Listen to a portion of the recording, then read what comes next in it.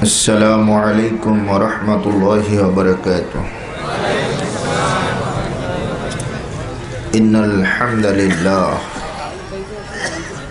والصلاة والسلام على من لا نبي بعده.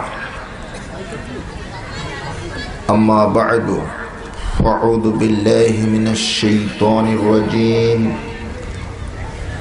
بسم الله الرحمن الرحيم.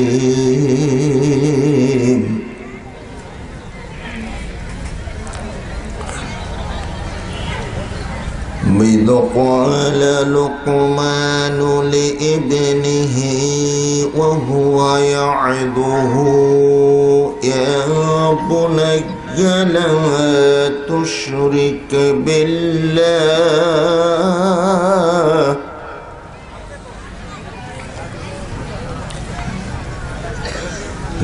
لا تشرك بالله إن الشرك لظلم عظيم.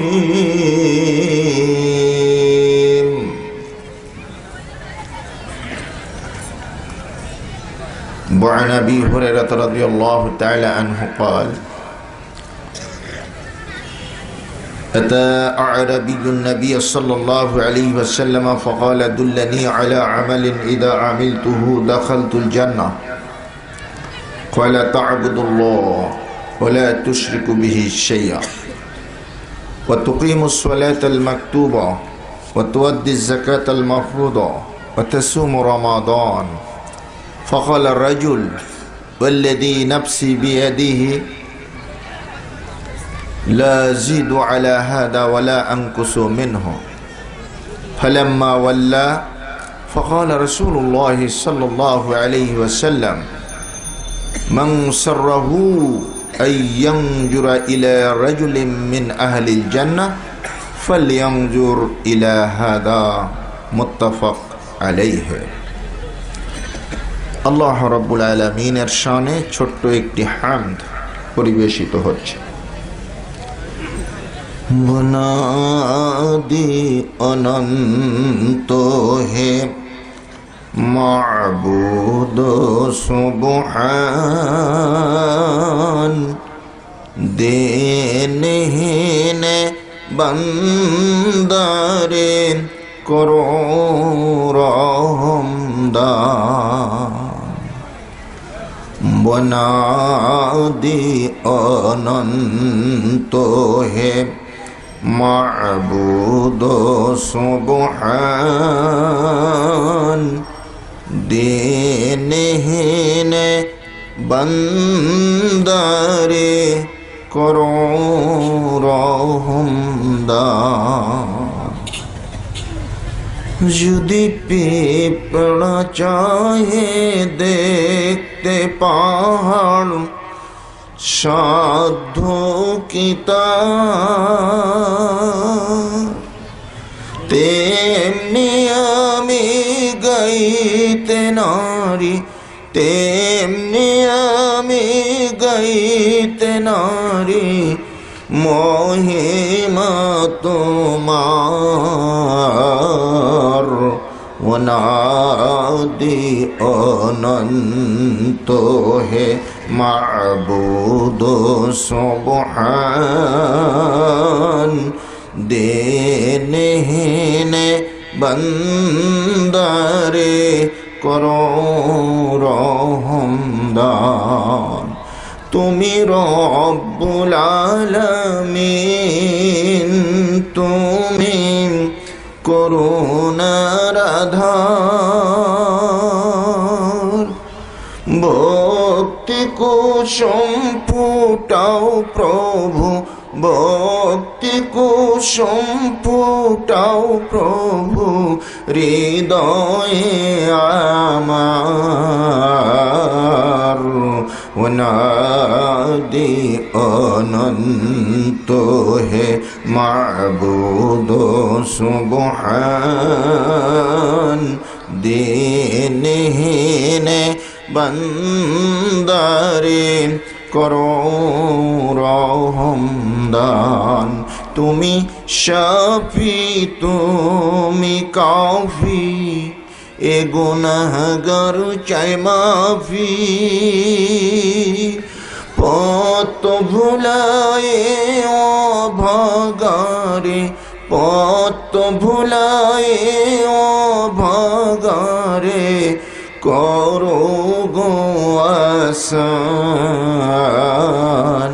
অনাদি অনন্ত হে মাবুদ সুবহান, দিনহীন বান্দারে করো রহম দান। সবাই বলি আমিন। আজকের খুলনা মহানগরীর একটি গুরুত্বপূর্ণ এলাকা, এই কলোনির চত্বরে আয়োজিত তাফসিরুল কুরআন মাহফিলের সম্মানিত সভাপতি হযরতে উলামায়ে কিরাম ফুজালায়ে ইজাম, আমার সম্মুখে উপবিষ্ট অত্র এলাকার দিন দরদি মুসলিম ভ্রাতৃমণ্ডলী, প্রশংসা আল্লাহ রাব্বুল আলামিনের জন্য, যার ঐকান্তিক অনুগ্রহের বদৌলতে আমরা এই পৃথিবীতে অনেক ধর্ম মত থাকা সত্ত্বেও পবিত্র আল্লাহ পাক নির্বাচিত ইসলাম ধর্মের উপরে অধিষ্ঠিত থাকতে সক্ষম হয়েছি, মুসলিম হিসাবে আখ্যায়িত হয়েছি, মুসলিম হিসেবে জীবন যাপন করার সুযোগ লাভ করতে পেরেছি। শুকরিয়া তান পাঠ করি আলহামদুলিল্লাহ। নবী মুহাম্মদ রাসূলুল্লাহ সাল্লাল্লাহু আলাইহি ওয়াসাল্লামের উপরে শান্তি অবতীর্ণ হোক কিয়ামত দিবস পর্যন্ত।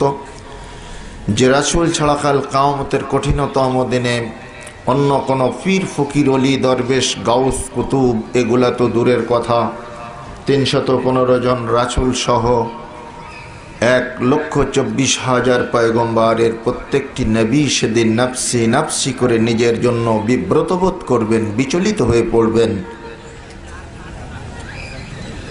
কেউ কারোর প্রতি কোনো রকমের সহানুভূতি দেখাতে পারবেন না। সেদিন পিতা সন্তান থেকে ভেঙে যাবে, মা ছেলে থেকে ভেঙে যাবে,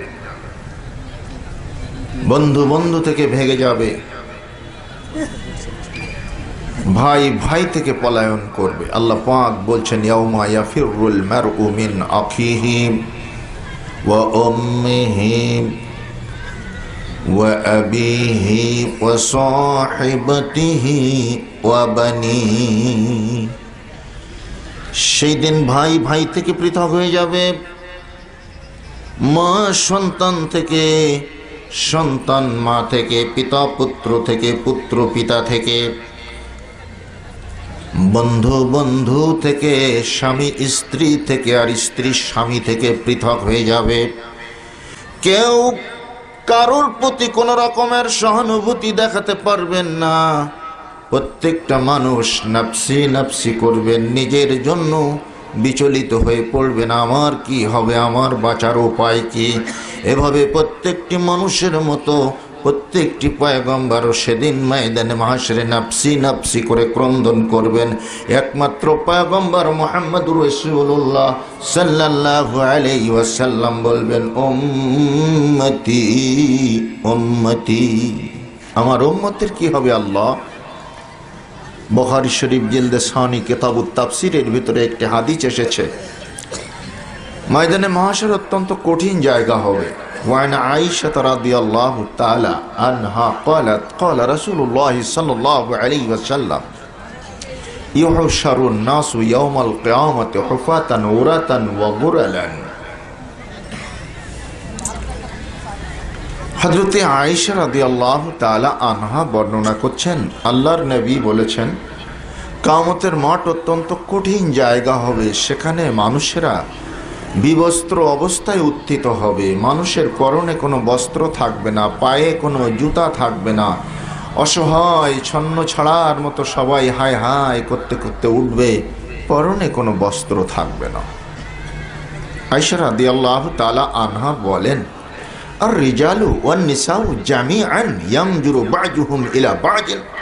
হে নবী, নারী এবং পুরুষ সবাই একত্রে উঠবে, পরস্পর পরস্পরের দিকে তাকাতাকি করবে, দেখাদেখি করবে। এটা তো অত্যন্ত লজ্জার কথা। ক্বালা রাসূলুল্লাহ সাল্লাল্লাহু আলাইহি ওয়াসাল্লাম, ইয়া আয়েশা, আল আমরু আশাদ্দু মিন আন ইয়ানজুরা ইলা বা'দিন আন ইয়ানজুরা বা'দুন ইলা বা'দিন। হে আয়েশা, উম্মুল মুমিনিন, শোনো, কিয়ামতের ময়দান এত কঠিন জায়গা হবে, কোন নারী কোন পুরুষের দিকে, কোন পুরুষ কোন নারীর দিকে তাকানোর অবকাশ পাবে না। প্রত্যেকটি মানুষ সেই দিন নিজের জন্য ব্যতিব্যস্ত হয়ে উঠবে, নিজের জন্য বিচলিত হয়ে উঠবে। কেউ কারোর প্রতি বিন্দু মাত্র তাকানোর অবকাশ পাবে না। এত কঠিন সেই ময়দান। সেখানে আম্বিয়ায়ে কেরাম আলাইহিমুস সালাতু ওয়াস সালাম পর্যন্ত নাফসি নাফসি করবেন, আমার নিজের কি হবে, নিজের কি হবে। বুখারী শরীফ দ্বিতীয় ভলিউম তাফসীর পর্বে একটি হাদিস এসেছে, মানুষেরা একজন শাফাআতকারী খোঁজার জন্য আদম আলাইহিস সালামের কাছে চলে যাবে, গিয়ে বলবে, আনতা আবুল বাশার ফাশফি' লানা ইয়া আদম, হে আদম, আপনি প্রথম পিতা, প্রথম মানুষ, প্রথম নবী, আপনি আমাদের জন্য একটু শাফাআত করুন। শাফাআত এতটুকু যে আল্লাহ যেন হিসাবটা শুরু করে দেন। হিসাবের পরে কোথায় স্থান হবে, জাহান্নাম হবে না জান্নাত হবে, যেটাই হবে আমরা সেটাতেই খুশি। জাহান্নাম থেকে বাঁচার জন্য সুপারিশ নয়, হিসাবটা এই মুহূর্তে শুরু করা হোক। ময়দানে মাহশরের এই কষ্ট থেকে অন্তত বাঁচি, আপনি একটু শাফাআত করুন। ক্বালা আদম লাস্তু হুনাকুম ইতু নূহান আলাইহিস সালাম। হযরত আদম আলাইহিস সালাম সেই দিন ভীত সন্ত্রস্ত কণ্ঠে বলবেন, হাসরবাসী, আমি পারবো না ওই জায়গায় যেতে, তোমরা চলে যাও। হযরত জলিলুল কদর পয়গম্বর নূহ আলাইহিস সালামের কাছে চলে যাও, আমি ওই জায়গায় যেতে পারবো না। মানুষগুলো বিফল মনোরথ হয়ে চলে যাবেন হযরত নূহ আলাইহিস সালামের কাছে, গিয়ে বলবেন, আনতা নূহ নবিয়ুল্লাহ ফাশফি' লানা ইয়া নূহ। হে নূহ, আপনি আল্লাহ পাকের একজন সম্মানিত নবী, আপনি নূহ, আপনি দ্বিতীয়বার পৃথিবী আবাদ করেছিলেন, আপনাকে দ্বিতীয় আবুল বাশার বলা হয়। নূহ, এক্ষুনি একটু শাফাআত করুন আমাদের জন্য। মহান আল্লাহ রাব্বুল আলামিন যেন হিসাবটা শুরু করে দেন। ক্বালা নূহু লাস্তু হুনাকুম ইতু ইব্রাহিম খলিলুল্লাহ আলাইহিস সালাম। হযরত নূহ আলাইহিস সালাম বলবেন, আমি পারবো না ওই জায়গায় যেতে, তোমরা চলে যাও হযরত ইব্রাহিম খলিলুল্লাহর কাছে চলে যাও। তিনি তার ব্যক্তিগত ত্রুটির কথা উল্লেখ করবেন। ত্রুটি কি? ছোট্ট ত্রুটি। তার পুত্রকে নৌকায় তুলতে গিয়েছিলেন, নিজের ছেলে মরে যাচ্ছে, আকণ্ঠ নিমজ্জিত হয়েছে দরিয়ায়। ইমানদারদেরকে তিনি কিস্তিতে তুলেছেন, বেঈমানদেরকে উঠাতে পারবেন না। কিন্তু নিজের ছেলে যে যখন ডুবে যাচ্ছে, ইয়া আবাতা বলে চিৎকার দিয়েছে, হে আব্বা, হাতটা লম্বা করেছেন। আল্লাহ বললেন, নূহ লাইসা হুয়া মিন আহলিক, হে নূহ, ওই কাফের পুত্র তোমার পরিবারের সদস্যদের অন্তর্ভুক্ত নয়। হাত গুটিয়ে নিলেন হযরত নূহ আলাইহিস সালাম। কেনান মারা গেল ডুবে অন্যদের সাথে। এই বিষয়টা নূহ আলাইহিস সালামকে কাঁপিয়ে তুলবেন। ওই যে আমি হাতটা লম্বা করেছিলাম, আল্লাহ যদি ধরে ফেলেন, আজকে কহার মূর্তি ধারণ করে আল্লাহ বসেছেন বিচারকের আসনে, কাজীউল কুজাত, আজকে তিনি চিফ জাস্টিস, কেউ নেই। আজকে অদৃশ্য থেকে আওয়াজ আসবে, লিমানিল মুলকুল ইয়াউম, আজকের রাজত্ব কার? কেউ কোনো রকমের কথা বলবে না। ময়দানে মাহশরে সব রাজা, বাদশাহ, প্রেসিডেন্ট, প্রতাপান্বিত সম্রাট, পরাশক্তির অধিকারী সকলেই সেদিন নাফসি নাফসি করে পলায়ন করার জন্য চেষ্টা করবেন। আর মানুষ বলতে থাকবে, ইয়া লাইতানি কুনতু তুরাবা, হায় আফসোস, আজকে যদি মাটি হয়ে যেতে পারতাম, বেঁচে যেতাম। আবার অদৃশ্য থেকে আওয়াজ আসবে, লিল্লাহিল ওয়াহিদিল কাহ্হার। কারণ নয় আজকে রাজত্ব, মহাপ্রতাপান্বিত সম্রাট সর্বময় কর্মকর্তা আল্লাহর রাজত্ব, আর কারণ নয়। ওইখানে যেতে কেউ রাজি হচ্ছেন না। মানুষেরা চলে যাবেন ইব্রাহিম খলিলুল্লাহর কাছে। আনতা খলিলুল্লাহ ইয়া ইব্রাহিম ফাশফি লানা, হে আল্লাহর নবী ইব্রাহিম, আপনি আল্লাহ পাকের বন্ধু খলিল, আপনি একটু শাফাআত করুন। আল্লাহ যেন হিসাবটা এই মুহূর্তে শুরু করে দেন। খালা ইব্রাহিম লাস্তু হুনাকুম ইতু মুসা কালিমাল্লাহি আলাইহিস সালাম। হযরত ইব্রাহিম খলিল একই সুরে বক্তব্য দিয়ে বলবেন, আমি পারবো না ওই জায়গায় যেতে, তোমরা ইব্রাহিম খলিলুল্লাহর কাছে চলে যাও। মানুষেরা ইব্রাহিম খলিলুল্লাহর কাছে চলে যাবেন, গিয়ে বলবেন হযরতে মুসা কালিমুল্লাহর কাছে চলে গিয়ে বলবেন, আনতা কালিমুল্লাহ ফাশফি লানা ইয়া মুসা, হে মুসা আপনি আল্লাহ পাকের সঙ্গে সবচেয়ে বেশি কথোপকথন করেছেন। কালিমুন মানে হচ্ছে অধিক কনভারসেশনকারী, অধিক কথোপকথনকারী। আপনি একটু শাফাআত করুন। এই মুহূর্তে আল্লাহ হিসাবটা শুরু করুন। হিসাবের পরে যে স্থান পাওনা হয় সেখানেই যাব। হযরতে মুসা আলাইহিস সালাম একই সুরে বক্তব্য দিয়ে বলবেন, লাস্তু হুনাকুম ইতু ঈসা রূহুল্লাহি আলাইহিস সালাম, আমি পারবো না ওই জায়গায় যেতে, তোমরা চলে যাও, হযরতে ঈসা রূহুল্লাহর কাছে চলে যাও।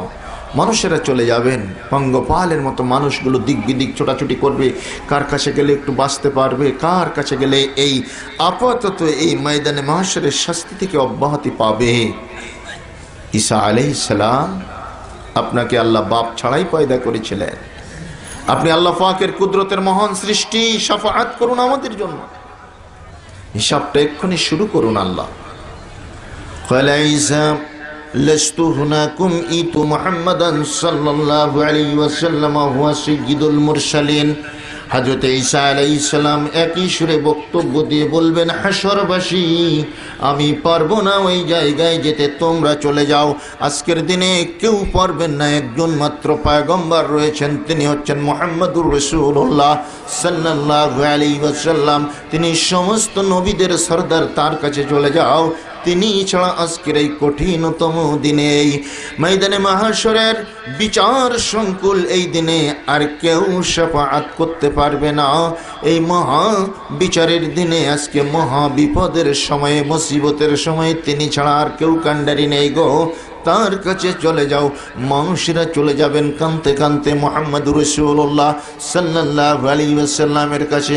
আনতা মুহাম্মদুর রাসূলুল্লাহ সাল্লাল্লাহু আলাইহি ওয়াসাল্লাম ফাশফি লানা ইয়া মুহাম্মদ, হে নবী আপনি মুহাম্মদ সাল্লাল্লাহু আলাইহি ওয়াসাল্লাম আখিরি জামানার পয়গম্বর, আপনার কাছে এসেছি। প্রত্যেকটি নবী আমাদের ফিরিয়ে দিয়েছেন, আপনি আমাদের জন্য একটু শাফাআত করুন। আল্লাহর হাবিব বলছেন, এই কাজটা আল্লাহ আমাকেই দিয়েছেন, সুতরাং তোমরা শান্ত হও। এ কাজ আজকে আমাকেই সম্পন্ন করতে হবে, কিন্তু কিভাবে করব আমি তো বুঝতে পারছি না। আল্লাহ পাকের এই রুদ্র কঠিন মূর্তির সামনে কিভাবে আমি আর্গুমেন্টটা করব, কিভাবে প্লেস করলে আল্লাহ হয়তো রহিম হয়ে যাবেন, রহমান হয়ে যাবেন। নবী দিশাহারা হয়ে পড়বেন, কিভাবে আমি আমার উম্মতের শাফাআত শুরু করব, কিভাবে করা যায়। তাহলে আদম থেকে শুরু করে ঈসা আলাইহিস সালাম পর্যন্ত প্রত্যেকটি মশহুর পয়গম্বর তারা পারলেন না, তবে পীর সাহেবরা পারবে, তাই না? পারবে না কেন? পীর বড় না নবী বড়? যারা মুখ বন্ধ করে থাকলেন তারা পীর সাহেবকে বড় মনে করেন নাকি? আচ্ছা বলেন তো, কতগুলো পীর সাহেবকে একসাথে জোড়া দিলে একটা নবী হবে? সব পৃথিবীর পীর জোড়া দিলে একটা নবী বানানো যাবে না, কারণ নবী বানানোর এখতিয়ার কার হাতে? আল্লাহর হাতে। আর পীর বানানোর এখতিয়ার জনগণের হাতে, তাই না? অথচ দেখেন একদল মানুষ কিন্তু আজকে এভাবে বলছে। আদারওয়াইজ প্লিজ ডোন্ট মাইন্ড, আমি শ্রোতাদের কাছে আগেই ক্ষমা চেয়ে রাখছি, যদি কারোর মনে কষ্ট লাগে আমাকে ক্ষমা করে দিয়েন। তবে আমার কথাটা একটু শুয়ে পড়ে চিন্তা করেন। যারা এভাবে বলছে যত নবী অলি হবে মালগাড়ি, ইঞ্জিন হয়ে টেনে নিয়ে যাবে এনায়েতপুরি। আরো জোরে কন। এই কথাটা কি বিশ্বাস হতে পারে? এই কথাটা যদি কেউ বিশ্বাস করে তার কি ঈমান থাকবে? আমি আবারও বলছি, পীর সাহেব, এনায়েতপুরের পীর হোক, যে কোনো পীর সাহেব হোক, কারোর উপরে আমাদের কোনো হিংসা বা সমালোচনা নাই। কিন্তু আজকে তাদের কবরে যেটা হচ্ছে, এই কর্মকাণ্ডের সাথে ওই কবরে শোয়া পীর সাহেবের কোনো সম্পর্ক নাই। চাল ডাল গরু খাসি নিয়ে আজকে পীর সাহেবদের কবরে ওরস করা হয়, তাই না? ওরসে যাচ্ছে মানুষ, সেখানে গরু জবাই করা হচ্ছে, চাল ডাল কত কিছু পাকানো হচ্ছে। বলুন তো, এক প্লেট খানা কবরবাসী কোনোদিন খেতে পারবে? কবরে যে পয়সা দেওয়া হয়, মৃত মানুষের টাকার প্রয়োজন না জ্যান্ত মানুষের টাকার প্রয়োজন? জ্যান্ত রেল স্টেশনে দেখেন আশরাফুল মখলুকাত বনু আদম, বুভুক্ষ মানুষগুলো শ্রীগাল কুকুরের চাইতে আরো নগ্ন অবস্থায় পড়ে আছে ওই স্টেশনে। অথচ তারা যখন 10টা টাকা ভিক্ষা চায়, 5টা টাকা, 2টো টাকা আল্লাহর রাস্তায় ভিক্ষা চায়, আমরা ভদ্রচিত ভাষায় বলে থাকি মাফ করো। কি মাফ করো? অথচ টাকা ঢালছি কোথায়? মৃত পীরের মাজারে গিয়ে। একদিন একটা চুটকি পড়তেছিলাম, ওই যে আপনার পেপারে দেখলাম, জনৈক ফকির এক ভদ্রলোককে রেল স্টেশনে দেখেই ব্রিফকেস হাতে ছুটকোট পরা আছে, ভদ্রলোককে দেখে ফকির বলছে, স্যার আপনি কি আমার কাছে কোনো অন্যায় করেছেন? হোয়াট? তোর কাছে অন্যায় করবো মানে? কি বলছিস, এভাবে বলছিস কেন? তোর কাছে অন্যায় করবো কেন? বলছে না স্যার, তাই বলছি। স্যার আমাকে তাহলে আল্লাহর রাস্তে 5টা টাকা দেন। এই বেয়াদব, টাকা চাবি চা, এভাবে চাইলি কেন? এভাবে ভূমিকা করার কি দরকার? বলছে না স্যার, গত সপ্তাহে এই একই দিনে একই জায়গাতে আপনার কাছে আমি 5টা টাকা চেয়েছিলাম, আপনি বলেছিলেন মাফ করো। তাই আজকে আগেই জেনে নিলাম যে আপনি আমার কাছে কোনো অন্যায় করেছেন কিনা। আপনি যেহেতু বললেন করেন নাই, তাই 5টা টাকা দেন আল্লাহর রাস্তায়। ভদ্রলোক গরম। দেখেন আমাদের ভদ্রতার মাপকাঠি আজকে কোথায় চলে গেছে। অথচ চাল ডাল গরু খাসি নিয়ে ছুটছি কোথায়? পীরের মাজারে। শুনুন, আবারও বলছি, মৃত পীর ফকির যারা, ওয়া হিসাবুহুম আলাল্লাহ, তারা কে কতখানি ভালো ছিলেন মন্দ ছিলেন এর হিসাব আল্লাহর কাছে। কিন্তু আজকে তাদের কবরে যা হচ্ছে, এই কর্মকাণ্ডের সাথে ইসলাম জগতের কোনো সম্পর্ক নেই। বিশ্বনবীর রেখে যাওয়া হাদিস এবং পবিত্র কোরআনের সাথে এর কোনো সম্পর্ক নেই। মৃত পীরের মাজারে যারা শিরনি দেয়, ফিরনি দেয়, যারা সেখানে টাকা দেয়, পয়সা দেয়, ওরস করে, ইসলাম এটাকে হারাম ঘোষণা করেছে। এটা চলবে না। একদল মেয়েরা গিয়ে বলছে, ওগো বাবা মানিক পীর, দরবারে আইসাছি তোমার হইয়া অধীর, দয়া করে একটি ছেলে দাও না আমার কোলে তুলে। ঠান্ডা হোক কলখানি মোর, চক্ষু হোক স্থির, ওগো বাবা মানিক পীর। আমি ছেলে কোলে হেতায় আসি, দেব তোমায় জোড়া খাসি, পেট ভরিয়া খাইতে দেব 100 ফকির, ওগো বাবা মানিক পীর। আরো জোরে কন। মানিক পীর ছেলে দিতে পারে না? ছেলে দেওয়ার মালিক কে? ছেলে কেড়ে নেওয়ার মালিক কে? সন্তানের অসুখ দেওয়ার মালিক কে? আরোগ্য দান করার মালিক কে?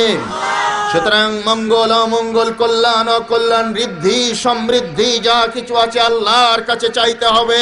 আল্লাহ ছাড়া অন্যের কাছে চাওয়া শিরক। এই শিরক সম্পর্কে আজকে আপনাদের সামনে কথা। সূরা লোকমান 31 নম্বর সূরা, আয়াত নম্বর 13। আপনাদের সামনে এরই আলোকে 4টে কথা বলব। 2-4টা কথা এরই আলোকে হবে। ইতিমধ্যেই কি কষ্ট পাওয়ার মতো গভীর রাত হয়েছে বলে মনে করছেন নাকি? কিছু সময় বসা যাবে ইনশাআল্লাহ? তাহলে বসুন। যে কথা বলছিলাম, এভাবে গিয়ে মৃত পীরের মাজারে চাচ্ছে। চিটাগাংয়ের বায়েজিদ বিস্তামিতে গেলাম, সেখানে দেখলাম ভদ্র ঘরের মেয়েরা, খুব ধনী শ্রেণীর মেয়েরা, মনে হলো অ্যারিস্টোক্রেট ফ্যামিলি, খুব দামি গাড়ি, গায়ের অর্নামেন্টস এবং পোশাক অলঙ্কারাদি দেখে মনে হয় খুব ধনী গণী মানুষ। অথচ কত বড় আহাম্মুক তারা। ওখানে যে কাসিমগুলো পড়ে আছে, তাদের গায়ে কাদা মাটি ময়লা, এগুলা হাত দিয়ে দিয়ে নিয়ে নিজেদের পেটে, গায়ে, মুখে, চোয়ালে মাখাচ্ছে আর চিটাগাঙের ভাষায় বলছে, ও বাবা কাসিম বাবা, মোর গুম্মেল্লাইয়ে ডাদুয়া কুজ্জুম বাবা, হে কাসিম বাবা, আমি সন্তানের জন্য তোর কাছে একটা দোয়া চাচ্ছি। কাসিম কি সন্তান দিতে পারে? কাসিম কি বাবা হতে পারে? বাবা কয়জন হয়?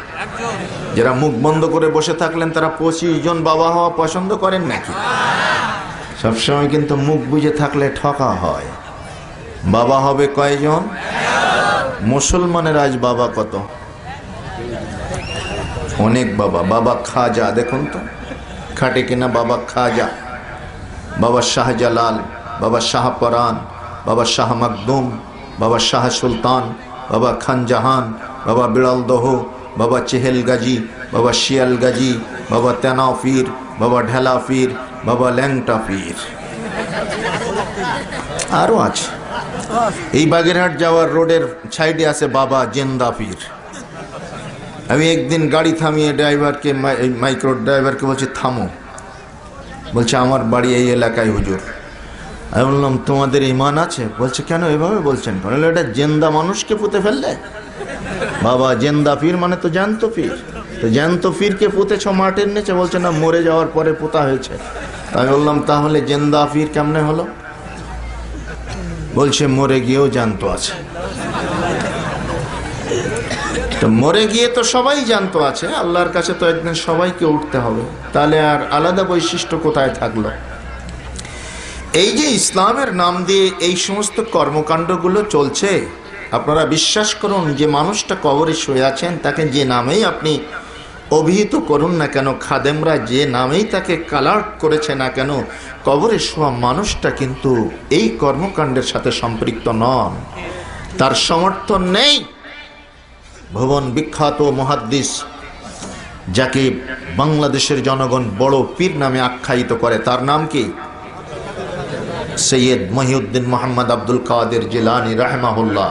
তার লেখা পুস্তক বুনিয়াতুত তালেবিন আজকে আছে পৃথিবীর মাটিতে, এর বাংলা অনুবাদ হয়েছে, আপনি পড়ে দেখুন। কখনো তিনি নিজেকে বড় পীর হিসাবে পরিচয় দান করেন না। বড় পীর কেমনে বানালো তাকে মানুষ? বিজ্ঞান আজকে জ্বর মাপার জন্য থার্মোমিটার আবিষ্কার করেছে, বাতাসের চাপ পরিমাপ করার জন্য ব্যারোমিটার আবিষ্কার করেছে, কিন্তু পীর মাপার জন্য কোনো মিটার আবিষ্কার করেছে এটা আমার জানা নেই। যে মিটার দিয়ে মেপে বলবে এটা বড়, মেজো, সেজো, ছোট পীর, এরকম আমার নলেজে নাই। বিজ্ঞান পড়া ছাত্রদের যদি নলেজে থাকে, তোমরা সেই মিটার ব্যবহার করে পীর মেপে নিয়েও কোনো আপত্তি নাই। কি আশ্চর্য কথা! আবার আজকের আমাদের ওলামায়ে কেরামদের ভিতর থেকে অনেকেই মঞ্চে গগন বিদারী আওয়াজ দিয়ে বলে থাকেন, আমি মাঝে মাঝে দুঃখ করে এজন্য বলে থাকি, বাংলাদেশের মাটিতে যারা দাওয়াত দেন, যারা ওয়াজ করেন, যারা নসিহাত করেন, এরা দুভাগে বিভক্ত। এক দল করেন ওয়াজ আর এক দল করেন আওয়াজ। একটা হয় ওয়াজ আর একটা হয় আওয়াজ। ওয়াজ কাকে বলে? ওয়াজ কেমন? এই যে দেখুন, কোরআন বলে দিচ্ছে ওয়াজ কেমন হবে। সূরা ইউনূস 63। ইয়া আইয়ুহান নাসু ক্বাদ জাআতুকুম মাউইযাতুম মির রাব্বিকুম ওয়াশফাউল লিমা ফিস সুদূর। আল্লাহ পাক বলছেন, হে মনুষ্য সম্প্রদায়, তোমাদের কাছে এসেছে আল্লাহর পক্ষ থেকে মাউইযাতাম, এই মাউইজা ওয়াজের ভান্ডার। এই ওয়াজের ভান্ডার আমাদের কাছে থাকতে আমরা খুঁজি ওয়াজে বেনজির, নজিরবিহীন ওয়াজ। সেটা কেমন? আওয়াজটা কেমন? এই দেখুন বক্তা সাহেব বলছে, আমি আবারও বলছি, আদারওয়াইজ কেউ মাইন্ড করবেন না, যেটা বাস্তবতা এদেশের নিরিখে চলছে আমি সেটাই বলছি। गाँवचे पाक মক্তবে চলে গেলেন। উস্তাদজির সামনে সেপারেটা নিয়ে সবক গ্রহণ করছেন। উস্তাদজি সবক দিচ্ছেন, আব্দুল কাদের পড়ো, আলিফ বাও তাও তাও, জিম হাও হাও, দাল দাল রজা। আমার গাউসে পাক এগুলা পড়ছেন না। গাউসে পাক তেলাওয়াত করতে শুরু করে দিলেন, আলিফ লাম মিম, যালিকাল কিতাবু লা রাইবা ফীহি হুদাল লিল মুত্তাকিন আল্লাযীনা يؤمنون بالغيب ويقيمون الصلاة ومما رزقناهم ينفقون। উস্তাদজি চমকে উঠলেন, একই ছেলে রে বাবা, আমি আলিফ বা বর্ণ পরিচয়গুলো শেখাচ্ছি অথচ পড়েই যাচ্ছে গড় গড় করে। আচ্ছা ঠিক আছে, দেখি কত দূর যায়। 1 পারা 2 পারা 3 পারা করতে করতে 18 পারা কোরআন মাজিদ উস্তাদের সামনে মুখস্থ শুনিয়ে দিলেন। আপনারা কেউ সুবহানাল্লাহ বলেছেন আর কেউ নাউযুবিল্লাহ বলেছেন। এখন কোন পার্টি জিতে যাবে আমরা একটু বিচার করে দেখি। কথিত আছে সৈয়দ মহিউদ্দিন মোহাম্মদ আব্দুল কাদের জিলানী রাহিমাহুল্লাহ মায়ের পেট থেকে 18 পারা কোরআন মাজিদ মুখস্থ করে এসেছিলেন। কথাটা কি আপনাদের বিশ্বাস হয়? কেন? বিশ্বাস করলে ক্ষতি? বিশ্বাস করলে এমন তো কিছু ক্ষতি হবে না। তবে এই যে কোরআন এবং সুন্নাহর নিরিখে এটা কতটা তাৎপর্যপূর্ণ, সত্যের দাবিদার, সেটা বিচার করতে হবে। আসুন আমি একটি আয়াত আপনাদের সামনে পাঠ করে শোনাচ্ছি। কোরআনুল করিম খুললে আপনারাও পাবেন বাসায় বসে। সূরা নাহল আয়াত নম্বর 78। আল্লাহ পাক বলছেন, ওয়াল্লাহু আখরাজাকুম মিন বুতুনি উম্মাহাতিকুম লা তা'লামুনা শাইয়্যা। আল্লাহ রাব্বুল আলামিন বলছেন, আল্লাহু আখরাজাকুম, আল্লাহ বের করেছেন তোমাদেরকে, মিন বুতুনি উম্মাহাতিকুম, তোমাদের মায়ের পেট থেকে তোমাদেরকে, লা তা'লামুনা শাইয়্যা, এমতো অবস্থায় যে তোমরা কিছুই জানতে না। তোমরা কিছুই জানতে না। এমনকি বিশ্ব নবী মুহাম্মদ সাল্লাল্লাহু আলাইহি ওয়াসাল্লামকেও মায়ের পেট থেকে বের করেছেন আল্লাহ পাক এমতো অবস্থায় যে তিনি কিছুই জানতেন না। তো আমরা তো জন্মের পরে লেখাপড়া করি, বর্ণ পরিচয় শিখে কিছু ইলম হাসিল করি। বিশ্ব নবীকে আল্লাহ তাও শেখান নাই, তাকে উম্মি রাখলেন, নিরক্ষর রাখলেন, কোনো অক্ষর জ্ঞানই নবীজি হাসিল করতে পারলেন না। কারণ কি? যদি তিনি কারোর কাছে বর্ণ পরিচয় শিখতেন, কিছু লেখাপড়া শিখে নিতেন, তাহলে ওই লোক বলতো ভেদ আছে, ওর কাছে যাচ্ছ কেন, আমার কাছে এসো, ও তো আমার ছাত্র, ওকে তো গুরু মারা বিদ্যাটা দেয়নি এখনো, ওটা আমার কাছে আছে, এসো আমার কাছে। বিপদ হয়ে যেত। এই জন্য আল্লাহ সুবহানাহু ওয়া তাআলা নবীকে উম্মি রাখলেন, নিরক্ষর রাখলেন। তার যে জ্ঞান দেওয়া প্রয়োজন সেটা তিনি ওহীর আলোকে দান করলেন, ওহীর জ্ঞানে তাকে জ্ঞানী বানালেন। জোরে কোন সুবহানাল্লাহ। বিশ্বজাহানের পয়গম্বর ওহী নাজিল হওয়ার পরে ওহীর কালামকে বক্ষে ধারণ করার জন্য আকুলি বিকুলি করতেন, হরকতে জবান করে তিনি মুখস্থ করার চেষ্টা করতেন। যেমন ভাবে হাফেজ ছেলেগুলো আমাদের পঠন প্রক্রিয়া চালায়, তারা মুখস্থ রাখার জন্য যেমন বলে থাকে আলিফ লাম মিম, আলিফ লাম মিম, আলিফ লাম মিম, যালিকাল কিতাব, যালিকাল কিতাবু লা রাইবা ফি, যালিকাল কিতাবু লা রাইবা ফি, যালিকাল কিতাবু লা রাইবা ফি, এইভাবে মুখস্থ করার জন্য যে কায়িক পরিশ্রম করে নবীজি ওভাবেই করতেছেন এই ওহীর কালাম মুখস্থ রাখার জন্য। আল্লাহ পাক এই দৃশ্য দেখে সূরা কিয়ামার ভিতরে বলে দিলেন, লা তুহাররিক বিহি লিসানাকা লিতা'জালা বিহি ইন্না আলাইনা জামআহু ওয়া কুরআনাহু। হে নবী, এই কোরআন মুখস্থ রাখার জন্য আপনি এভাবে হরকতে জবান করবেন না, জিহ্বা সঞ্চালন করবেন না, কায়িক পরিশ্রম করবেন না, গলদ ঘর্ম হতে হবে না। আমি আল্লাহ রাব্বুল আলামিন আপনার উপরে এই কোরআন সংরক্ষণের দায়িত্ব নিজেই নিয়ে নিলাম।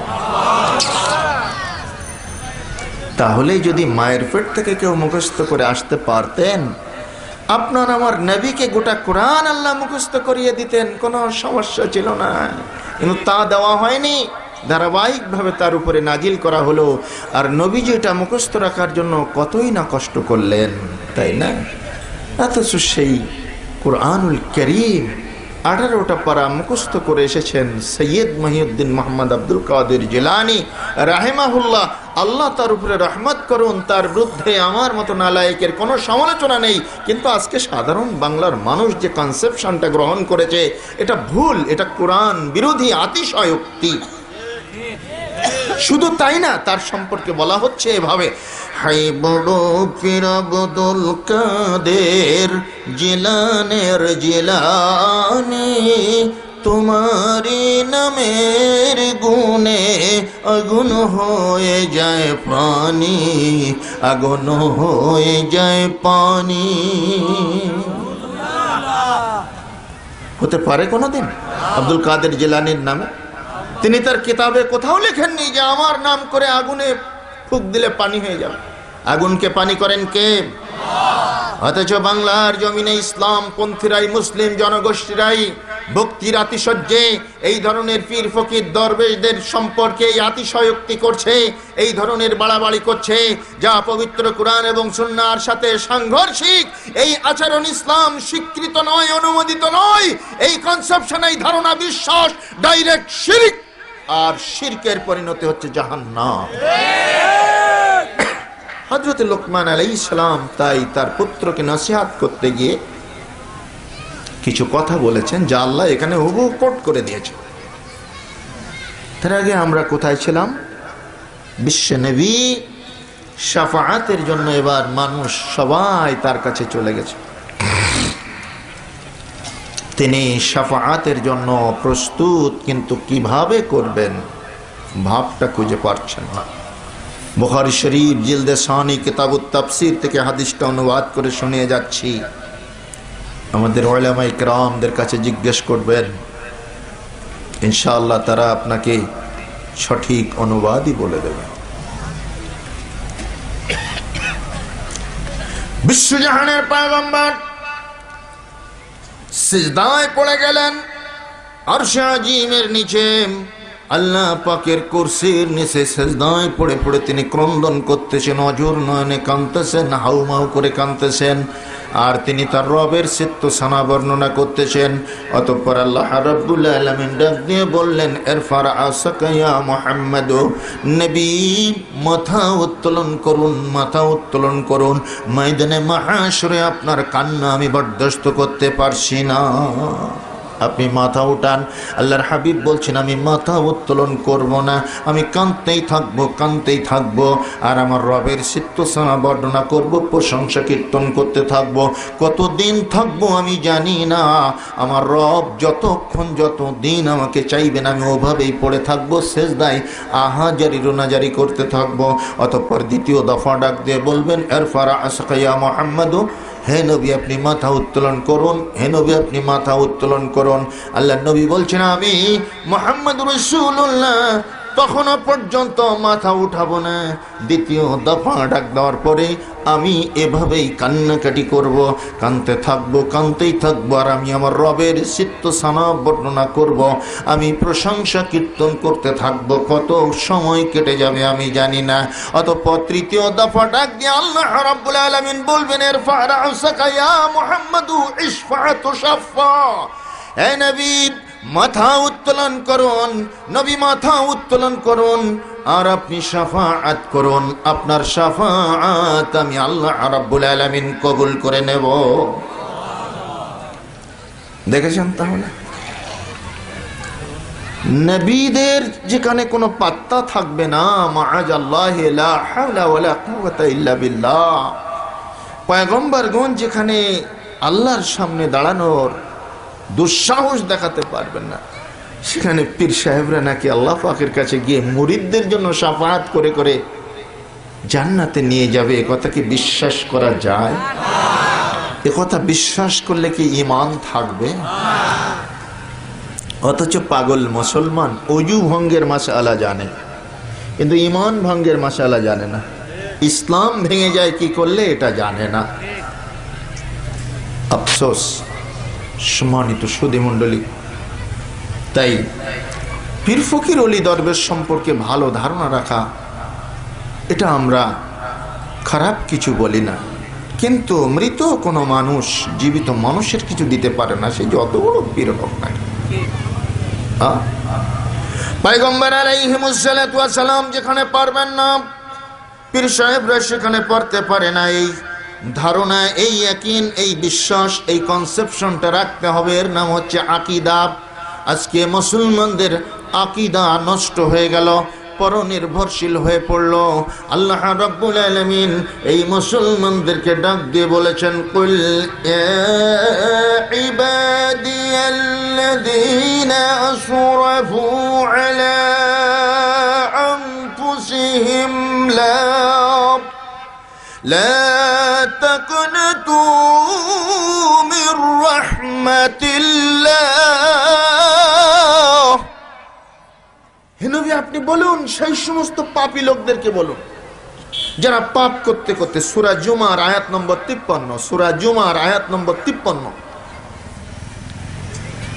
হে নবী, আপনি সেই সমস্ত পাপী তাপী মানুষগুলোকে বলুন যারা পাপ করতে করতে পাপ করতে করতে নিজেরাই হতাশ হয়ে গিয়েছে যে না, আমার এই পাপ কোনোদিন আল্লাহ মাফ করতে পারে না, নিজেরাই হতাশ। তাদেরকে বলুন, হতাশার সমুদ্রে যারা হাবুডুবু খাচ্ছে, লা তাকনাতু মির রাহমাতিল্লাহ, তুমি আল্লাহর রহমত থেকে নিরাশ হয়ে যাও না। ইন্নাল্লাহা ইয়াগফিরুয যুনুবা জামিআ, নিশ্চয়ই আল্লাহ ইচ্ছা করলে সব গুনাহ মাফ করে দিতে পারেন। তুমি আল্লাহর কাছে তওবা করো, আল্লাহর কাছে ফিরে এসো, আল্লাহর কাছে আকুলি বিকুলি করো, আল্লাহর কাছে প্রার্থনা করো, ক্ষমা প্রার্থনা করো।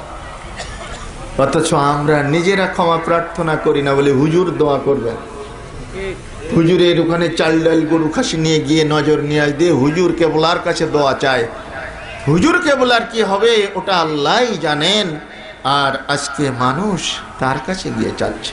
হে মানুষ, হে মুসলিম, তুমি আল্লাহর কাছে চাও। সারা জীব জগৎ যখন ঘুমিয়ে যায়, একান্ত নিভৃতে রাতের অন্ধকারে উঠে পড়ো, নিথর নিস্তব্ধ ঘরের ভিতরে অজু করে তুমি জায়নামাজে দাঁড়িয়ে আল্লাহর কাছে আকলি বিকলি করো। জীবনের ফিল্মটা চালু করে দেন, দেখবেন ভিতরে ঘুরতেছে কখন কোন অপরাধ কোথায় কিভাবে সংগঠিত হয়েছে। সব স্ক্রিনে যেমন ওই যে টিভির পর্দায় সব ভেসে ওঠে, অনুরূপভাবে জীবন পর্দায় সব ভেসে উঠবে কখন কোন মুহূর্তে কোন অপরাধ করেছিলাম। আল্লাহর কাছে হাত দুখানা তুলে চোখের পানি ফেলে মোমেন যদি কান্দে আর চোখের পানি গড়িয়ে পড়ে, আমার আল্লাহ সুবহানাহু ওয়া তাআলা বলছেন আমি শুধু ওদেরকে মাফ করে দেই না।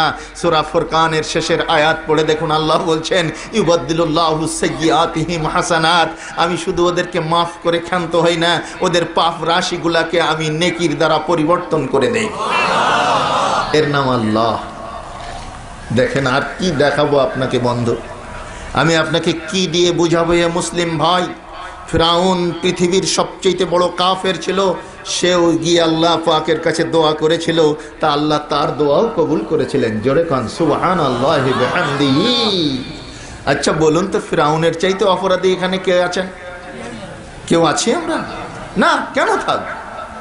ফিরাউনের তুলনাই হতে পারে না। আমরা মাশাআল্লাহ মুওয়াহহিদ, আমরা আল্লাহ পাককে রব মেনেছি, আল্লাহর কাছে আমরা আত্মসমর্পণ করেছি। আল্লাহ যদি ফিরাউনের দোয়া কবুল করতে পারে তো আপনার আমার দোয়া কবুল করতে পারে না? তাহলে তওবা করার জন্য চাল ডাল গরু খাসি নিয়ে হুজুরকে বলার কাছে কেন যান? তওবা নিজের ঘরে বসে করুন, একান্ত নিভৃতে আল্লাহর কাছে চোখের পানি ফেলে দিয়ে কাঁদুন, আল্লাহ মাফ করে দেন। সম্মানিত হাজিরিন, বলছিলাম এই যে বলছে কুদরতের খেলা বোঝা ভার, কুদরতের মহিমা ওয়াপার। সিলেটের মাজারের পাশে এমন একটি কুয়া আছে যার সাথে সংযোগ আছে আবে জমজমার, কুদরতের মহিমা ওয়াপার। আবার ডুং ডুং ডুং ডুং করে বাজাচ্ছে, আর বলছে আবার সুরেশ্বরে যান, সেখানে শুনতে পাবেন পানির নিচে মোম জ্বালাইছে বাবায় দেখো না, পানির নিচে মোম জ্বালাইছে বাবায় দেখো না, আমার বাবার মুরিদ হলে নমাজ লাগে না। যাবেন কোথায় আপনি? চলছে সব ইসলামের নামে, ধর্মের নামে এগুলা চলছে।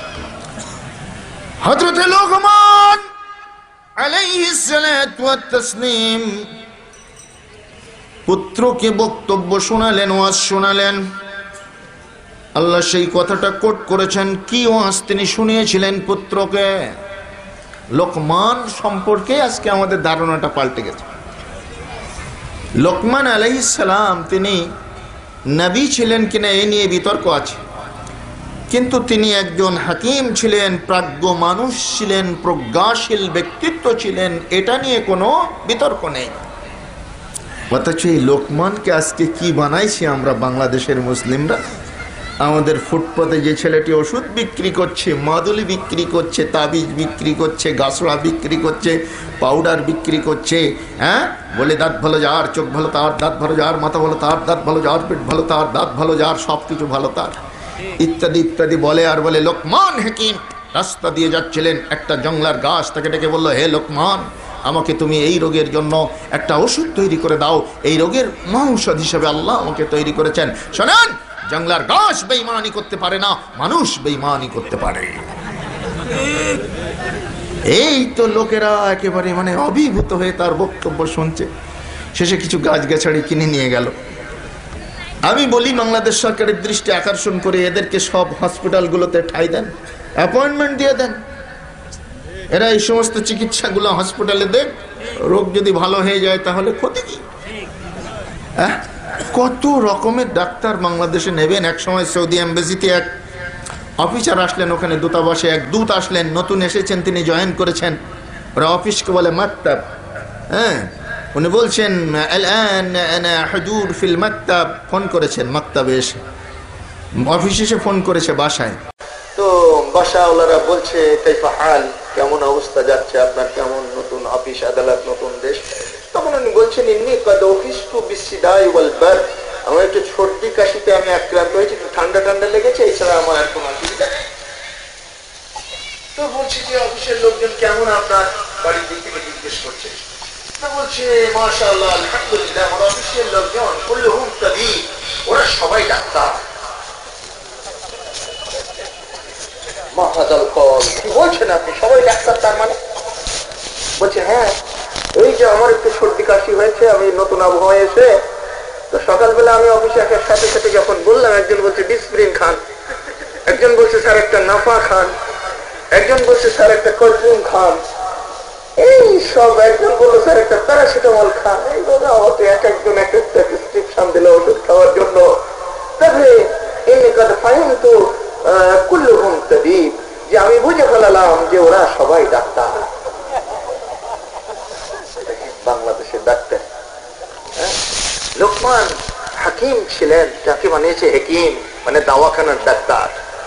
নাউযু বিল্লাহি মিন যালিক। লোকমান আলাইহিস সালাম ওই যে নাইজেরিয়া, ওই যে সুদান, দক্ষিণ আফ্রিকার যে কালো কৃষ্ণাঙ্গ অঞ্চলের লোকগুলো, ওখানকার একজন অধিবাসী ছিলেন, মোটা গোটা স্বাস্থ্যের অধিকারী, একটু বেটে খাটো, একটু চওড়া ছিলেন, চুলগুলো কুকলানো কুকলানো, কৃষ্ণকায় চেহারা, এরকম একজন মানুষ, কিন্তু খুব প্রাজ্ঞ ছিলেন, প্রজ্ঞাশীল ছিলেন, খুব বুদ্ধিমান ছিলেন, ইন্টেলিজেন্ট ম্যান। তিনি রাখালি করতেন একজন মনিবের আন্ডারে। তিনি মাঠে ছাগল চড়াতেন আর সাথীদেরকে, রাখালদেরকে ডেকে দাওয়াত দিতেন, দ্বীনের দাওয়াত, তাওহীদের দাওয়াত দিতেন। জোরে কোন আলহামদুলিল্লাহ। একদিন বনের রাখালরা বলছে, হে মনিব, আপনার বাড়িতে এই ছেলেটা থাকে, খুব বুদ্ধিমান, খুব ওয়াইজ ম্যান, জ্ঞানী মানুষ, কি করে বুঝলে তোমরা? বলছে হ্যাঁ, আমাদেরকে একত্রিত করে ভালো ভালো কথা বলে, দাওয়াত দেয় আমাদের জন্য, আর খুব সদাচারণ করে, অত্যন্ত ভালো ছেলে, খুব প্রজ্ঞাশীল। না, আমি তো এরকম কোন প্রমাণ কোনোদিন পেলাম না। মনিক বলছেন ঠিক আছে, আপনি একদিন পরীক্ষা করে দেখুন, খুব ভালো প্রজ্ঞাশীল ছেলে আপনার, এটা এই আপনার রাখালটা। ঠিক আছে লোকমান জি, এদিকে এসো, একটা বকরি জবাহ করে নিয়ে আসো। লোকমান বকরির সমস্ত গোস্ত আমি চাই না, সব গোস্ত তুমি ডিস্ট্রয় করে দাও, নষ্ট করে দাও। বকরির ভিতর থেকে সবচেয়ে উন্নত মানের গোস্তটুকু তুমি আমার জন্য নিয়ে আসবে। গোটা বকরির দেহ থেকে উৎকৃষ্ট গোস্তটুকু তুমি আমার জন্য ভুনা করে নিয়ে আসবে। লোকমান কোনো প্রশ্ন করলেন না, চলে গেলেন সোজা বিসমিল্লাহ আল্লাহু আকবার বলে একটি বকরি জবাহ করলেন। সমস্ত গোস্ত তিনি নষ্ট করলেন। কোথায় কি করলেন ওটা আর কোনো খবর নাই। সব গোস্তের প্রয়োজন না লোকমানের, এক টুকরা গোস্তের প্রয়োজন, যেই গোস্তটা হচ্ছে শরীরের সবচেয়ে উত্তম গোস্তের টুকরা। লোকমান হাকিম যেই টুকরাটা নিয়ে আসলেন, ওই টুকরাটার নাম হলো কলব। কলবটা নিয়ে আসলেন। কলব আরবি, বাংলায় কি বলবেন? জি, কলিজা। হ্যাঁ, হৃৎপিণ্ড, কল্প, হৃৎপিণ্ড, ওটা নিয়ে আসলেন, বোনা করলেন, খেতে দিলেন। আলহামদুলিল্লাহ, খুব ভালো। পরের দিন আবার ডেকেছেন, লোকমান জি, আজকে আর একটা বকরি জবাহ করো আমার জন্য। সব গোস্ত আমি চাই না লোকমান, ওই বকরির দেহ থেকে সবচেয়ে নিকৃষ্ট গোস্তটুকু আমার জন্য বোনা করে নিয়ে আসো। লোকমান কোনো প্রশ্নই করলেন না। গতকালকের মতো আজকেও নিরুত্তর লোকমান চলে গেলেন, নীরব নিস্তব্ধ ভাবে বকরি ধরলেন, বিসমিল্লাহ আল্লাহু আকবার, জবাহ করে দিলেন। আজকেও লোকমান সমস্ত গোস্ত ডিস্ট্রয় করে দিয়েছেন। এক টুকরা গোস্ত তিনি নিয়েছেন, ভুনা করে মনিবের সামনে এনেছেন, সবচেয়ে খারাপ, সবচেয়ে নিকৃষ্ট গোস্ত। আজকেও তস্তরিতে দেখা গেল লোকমান ওই কলবটাকে নিয়ে ভুনা করে এনেছেন। লোকমান, তোর সম্পর্কে রাখালরা বলেছিল তুমি বুদ্ধিমান মানুষ, ওয়াইজ ম্যান, জ্ঞানী মানুষ, তুমি অত্যন্ত প্রাজ্ঞ মানুষ, কিন্তু দেখতেছি তোমার তো কোনো বুদ্ধি নাই।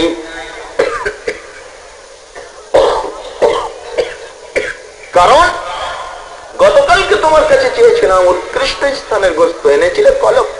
আজকে চেয়েছি নিকৃষ্ট স্থানের গোস্ত, এনেছে কলব। লোকমান, একই কলব গতকালকে কেমনে উৎকৃষ্ট হলো আর আজকে কেমনে নিকৃষ্ট হলো আমি তো বুঝতে পারলাম না। হযরত লোকমান হাকিম বলছেন, মনি, এই কলব এটাই উৎকৃষ্ট আর এটাই নিকৃষ্ট। কল্ব হচ্ছে দেহের পরিচালিকা শক্তি। এই দেহ, মন, অঙ্গ প্রত্যঙ্গ যা কিছু আছে, কল্ব। কলবুন শব্দের অর্থ হচ্ছে উলট পালট করে যে পরিবর্তন হয়, যে তার নাম হচ্ছে কল্ব। সুমিয়াল কলবু কলবান লিআন্নাহু ইয়াতাকাল্লাবু।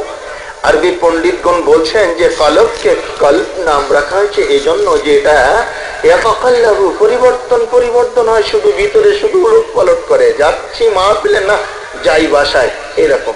আগামীকাল যাবো বিহার বাড়িতে, বলে না আজকে না কালকে যাবো। এই যে ডিসিশন চেঞ্জ, এই চেঞ্জিং এর হোতা হচ্ছে কল্ব। দেখেন, কোন আপনি শিডিউল ঠিক রাখতে পারেন না ওর জন্য। এক এক সময় এক এক রকমের ডিসিশন চেঞ্জিং এর সব হোতা কল্ব। মানে কলব যখন একজন মানুষকে ভালো পথে পরিচালিত করে, ভালো পথে সে পরিচালিত হয়। কলব যখন তাকে খারাপের দিকে কসদ করে, খারাপের দিকে নিয়ে যায়, মানুষটা সেই খারাপ কাজ করতে বাধ্য হয়ে যায়।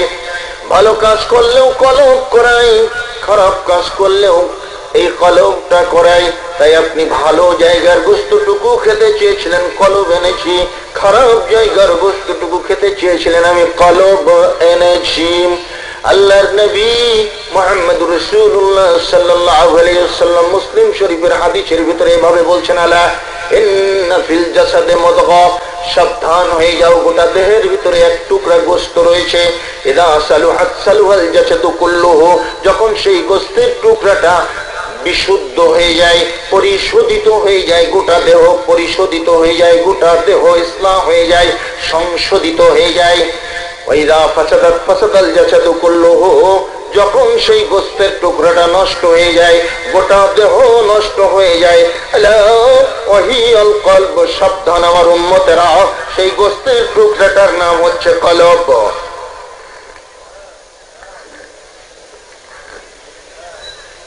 সেই গোশতের টুকরাটার নাম কি?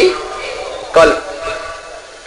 আর এই জন্যই আমাদের দেশে মাশাআল্লাহ কিছু পীর ফকির বলে থাকেন, কলব সাফ করো। আসল জায়গা হচ্ছে কলব, ওটা সাফ করো, সবকিছু ঠিক হয়ে যাবে। বলে না? কথাটা ঠিক আছে, কিন্তু কলব সাফের যে পদ্ধতি অ্যাপ্লাই করে থাকেন সেটার সাথে কোরআন হাদিসের কোনো সঙ্গতি পাওয়া যায় না।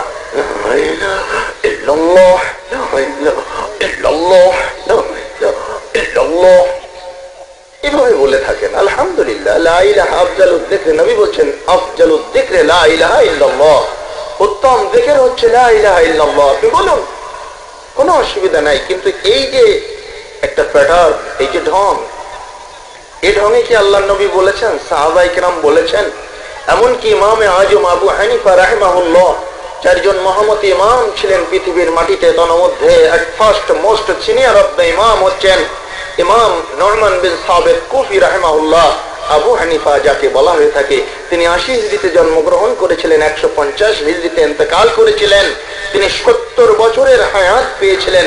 70 বছরের ইমামতের জিন্দেগিতে ইমামে আজম আবু হানিফা রাহিমাহুল্লাহ কোনদিন এইভাবে ধাক্কা দিয়ে কলবে 6 লতিফা, এখানে রু, এখানে কলব, এখানে খফি, এখানে আফা, এখানে ইত্যাদি ইত্যাদি, এইভাবে লতিফার জিকির করেছেন। এটা আমার মতো নাদান টুটাফটা এলএম দিয়ে আমি তো পাইনি। তো আপনারা যদি কেউ পেয়ে থাকেন আমাকে একটু ইনফরমেশন দিলে আমি শুধরে নেবো ইনশাআল্লাহ।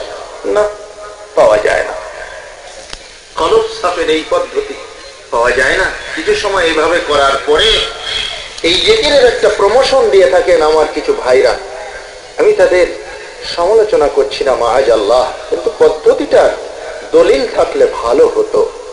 লা ইলাহা আর বলা লাগে না, তখন শুধু ইল্লাল্লাহ ইল্লাল্লাহ ইল্লাল্লাহ ইল্লাল্লাহ এভাবেই বলা হয়ে থাকে। কিন্তু এটা একটা ইনকমপ্লিট বাক্য। আল্লাহ ছাড়া, আল্লাহ ছাড়া, আল্লাহ ছাড়া, আল্লাহ ছাড়া, এভাবে বলা উচিত না।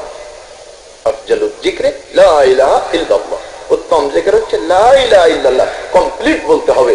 কিছু উলামায়ে কেরাম আছেন মাশাআল্লাহ আমাদের দেশে, মঞ্চ থেকে যখন জিকির করেন তখন বলেন, মহব্বতের সাথে জিকির করেন, লা ইলাহা লা ইলাহা লা ইলাহা ইল্লাল্লাহ মুহাম্মাদুর রাসূলুল্লাহ। সাগরের ওই উর্মিমালা, ওই নামে হয় মস্তানা, লা ইলাহা। আচ্ছা, এই যে লা ইলাহা বলে হুজুর কিবলা থেমে গেলেন, বলুন তো, আপনারাই বলুন, এর অর্থটা কি? কোন ইলাহ নেই, দেয়ার ইজ নো গড। আরবিতে বললেন উনি লা ইলাহা, কেন থামবেন উনি? থামার কারণ কি? থামা যাবে না যে।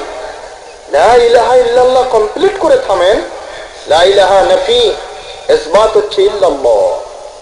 কমপ্লিট বাক্যটা বলে থামা উচিত। লা ইলাহা এই পর্যন্ত থেমে গেলে অর্থটা বিকৃত হয়ে যায়, নেগেটিভ অর্থ হয়ে যায়। There is no God Karl Marx বলেছিল, অ্যারিস্টটল বলেছিল, ইউন বলেছিল, হিগেল বলেছিল, তারপরে আপনার ওই যে বড় বড় লেনিন বলেছিল, তাই না? কেন ওটা আপনি বলবেন? আমাদের ইসলাহ করা দরকার, শুধরে নেওয়া দরকার। হয়তো যারা বলেন তারা এভাবে খতিয়ে দেখেন না বিষয়টা। তাদেরকে অনুরোধের সাথে আমরা জানাতে চাই, ইনফরমেশনটা পৌঁছে দিতে চাই যে না, এভাবে বলাটা সঠিক নয়। এইভাবে যে বিভিন্ন প্যাটার্নের জেকেট ফেকের আমাদের দেশে চলছে, হ্যাঁ, আল্লাহর নবী মুহাম্মদ রাসূলুল্লাহ যদি করে থাকতেন কলব সাফ করার জন্য এই পদ্ধতিটা, আমরাও করতাম। কিন্তু না, এই যে কলব সাফ করার পদ্ধতি দেখেন কোরআন কি বলছে। সূরা আনকাবুতে চলে যাই। উতলু মা উহিয়া ইলাইকা মিনাল কিতাবি ওয়া আকিমিস সালাতা ইন্নাস সালাতা তানহা আনিল الفحشاء والمنكر ولذكر الله أكبر। হে নবী, আপনি তেলাওয়াত করুন যা আপনার প্রতিপালকের পক্ষ থেকে অবতীর্ণ হয়েছে সেই কিতাব। ওহী আপনার জাতিকে তেলাওয়াত করতে বলুন। আকিমুস সালাত, আপনি সালাত কায়েম করুন, আপনার জাতিকে সালাত কায়েম করতে বলুন। ইন্নাস সালাতা তানহা আনিল ফাহশাই ওয়াল মুনকার ইন্নাস সালাতা তানহা আনিল ফাহশাই ওয়াল মুনকার। হে নবী, এই সালাত আপনাকে, আপনার জাতিকে অন্যায়, অত্যাচার, দুর্নীতি, দুরাচার, সুদ, ঘুষ, মদ, জুয়া, লটারি, চিটারি, কালোবাজারি, বেলাকি, হাইজাকি, গুন্ডামি, ভণ্ডামি সব ধরনের অপরাধ পরিক্রমা থেকে দূরে সরিয়ে রাখবে। অর্থাৎ আপনাকে আমাকে রেকটিফাইড বানিয়ে দেবে, বিশুদ্ধ অন্তর, কলব সাফ করে দেবে। সালাত ওয়ালা যিকরুল্লাহি আকবার। বস্তুত আল্লাহর জিকিরই হচ্ছে বড়, আর সেটা হচ্ছে সালাত। সালাতের উপরে কোনো জিকির নাই।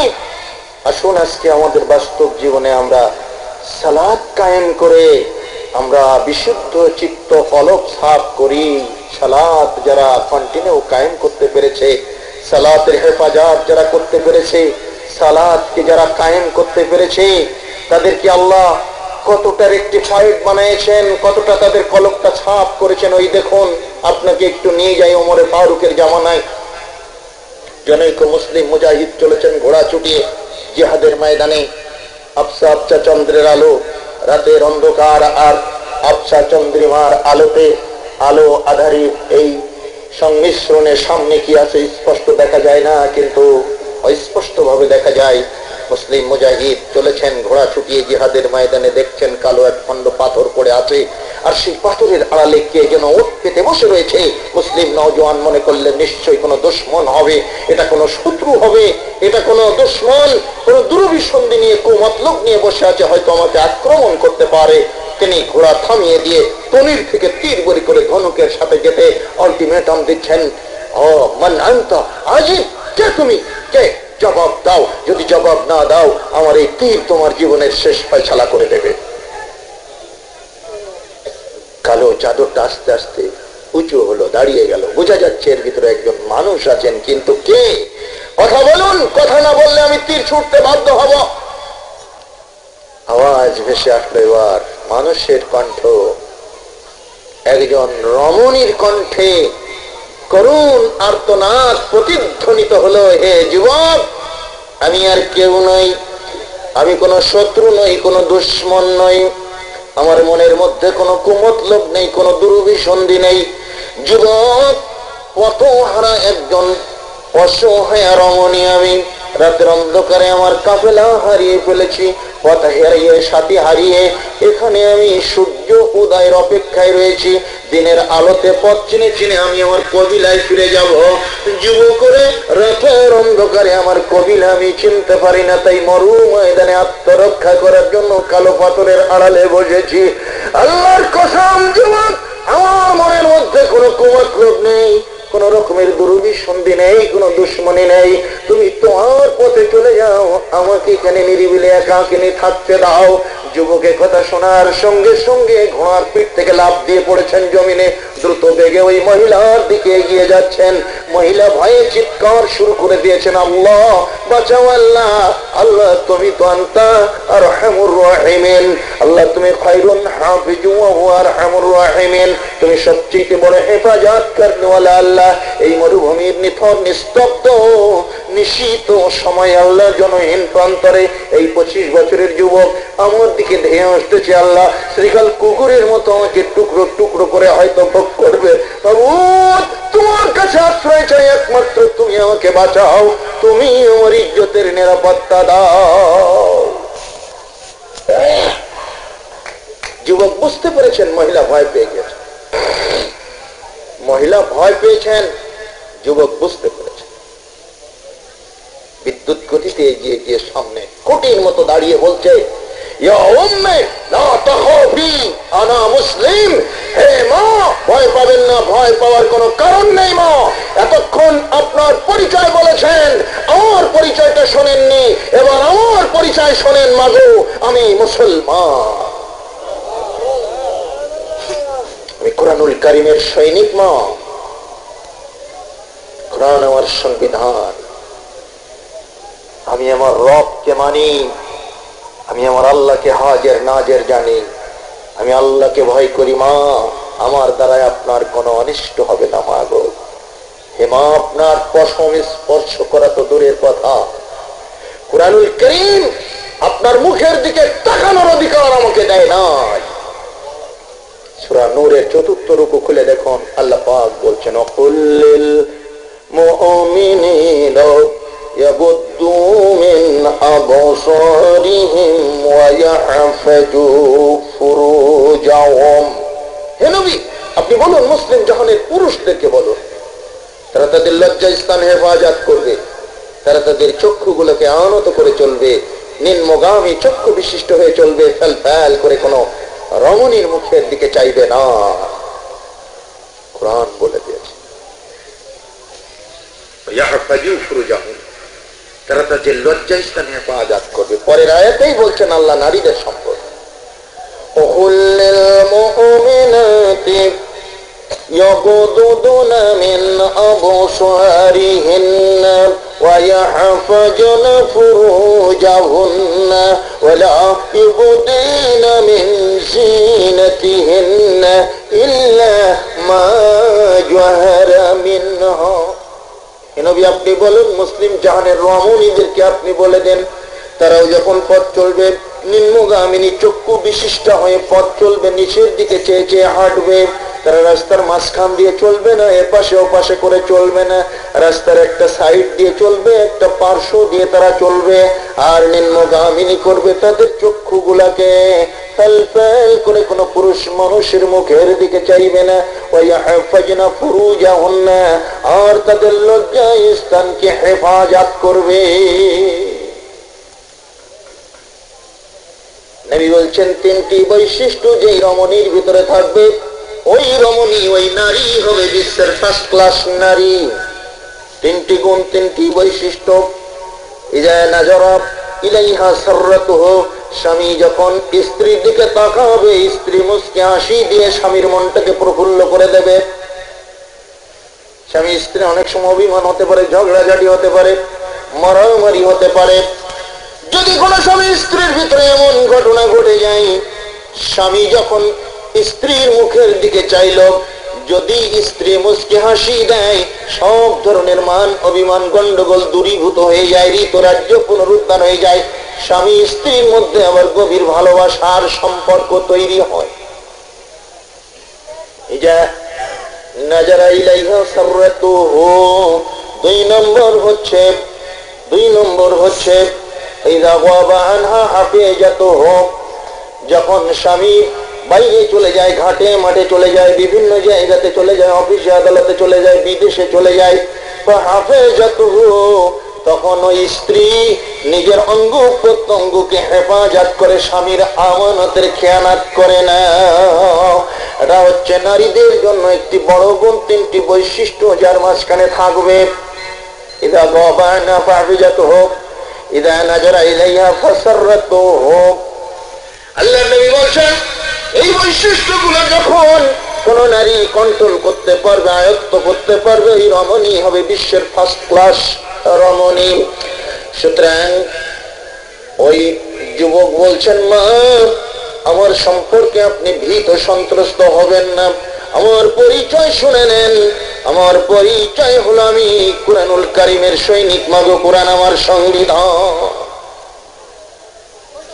আল্লাহ রাব্বুল আলামিন নারীদের জন্য ফরমান দিয়ে দিলেন, ওয়াহফাজনা ফুরুজাহুন্না, লজ্জা স্থানকে হেফাজত করবে, জিনা ব্যভিচার করবে না, অবৈধ যৌনাচার করবে না, ওয়ালা ইউবদিনা যিনাতাহুন্না ইল্লা মা যাহারা মিনহা, আর খবরদার তোমাদের যে অঙ্গ সৌষ্ঠব দান করেছি, যে রূপ যে লাবণ্য দান করেছি, ওটা যত্র তত্র প্রকাশ করে দিও না, অর্ধলঙ্গ হয় না, ওটাকে ঢেকে রাখো, হিজাবের ভিতরে রাখো। আল্লাহ ফরমান দিয়ে দিলেন। সূরা নূরের ৪র্থ নম্বর রুকুতে। অথচ আজকে আমাদের মেয়েরা উলঙ্গ হতে পারলেই যেন নিজেকে কৃতার্থ মনে করে আমার জৌলুস, আমার চেহারা আমাকে অনেক নামী করে তুললো। দেখেন পৃথিবীতে যত মূল্যবান সম্পদ আছে সব আবৃত থাকে, ঢাকা থাকে, ওটা খুব সেফ কাস্টডিতে থাকে। দ্রব্যের মূল্য যত বেশি হয় ওটা তত বেশি সেফটি, তত বেশি আপনার সেফ কাস্টডিতে থাকে। টাকাগুলো আজকে এই যে শহরে ছড়িয়ে ছিটিয়ে আছে, রাস্তাঘাটে আছে না ব্যাংকের ওই যে ভল্টের ভিতরে আছে? কোথায় আছে বলেন তো? সব ভল্টের ভিতরে আছে না? দেখেন কত সুন্দরভাবে সংরক্ষণ করা হয়েছে। ইটের দালান ইমারতের ভিতরে আবার লৌহ নির্মিত, সীসক নির্মিত, স্টিল নির্মিত ভল্ট বানিয়ে তার ভিতরে রাখা হয়েছে। কারণ ওটা টাকা, ওটা মূল্যবান জিনিস, ওটা সোনা, ওটা রূপা, ওটা মূল্যবান জিনিস। মূল্য যত বেশি হবে সেই দ্রব্য তত বেশি সংরক্ষিত হবে আমাদের দ্বারা। নারী হচ্ছে একটি মূল্যবান বস্তু, নারী হচ্ছে একটি মূল্যবান জীব। আল্লাহ এটাকে তৈরি করেছেন পুরুষের জন্য লোভনীয়, কমনীয় করে। আল্লাহ বললেন, হে নারী, তুমি তোমার অঙ্গ সৌষ্ঠবকে ঢেকে রাখো, তাহলে তোমার চাহিদা বাড়বে। কিন্তু যখনই এই নারী যত্রতত্র তার চেহারাকে প্রকাশ করলো, তার লাবণ্য, তার রূপ, তার অঙ্গ সৌষ্ঠব, তার গড়ন গাড়ন যখন বাইরের থেকে যুবকরা দেখলো, তখন তাদের আকর্ষণ কমতে থাকলো। যার কারণে আজকে যৌতুক নামক এই ব্যাধিটা বাংলার জমিনে পরিব্যাপ্ত হয়ে গেছে। আজকে মেয়েদের যৌতুক না হলে বিয়ে হচ্ছে না। যৌতুকের জন্য মেয়েকে নির্যাতন, নিষ্পেষণ সহ্য করতে হচ্ছে।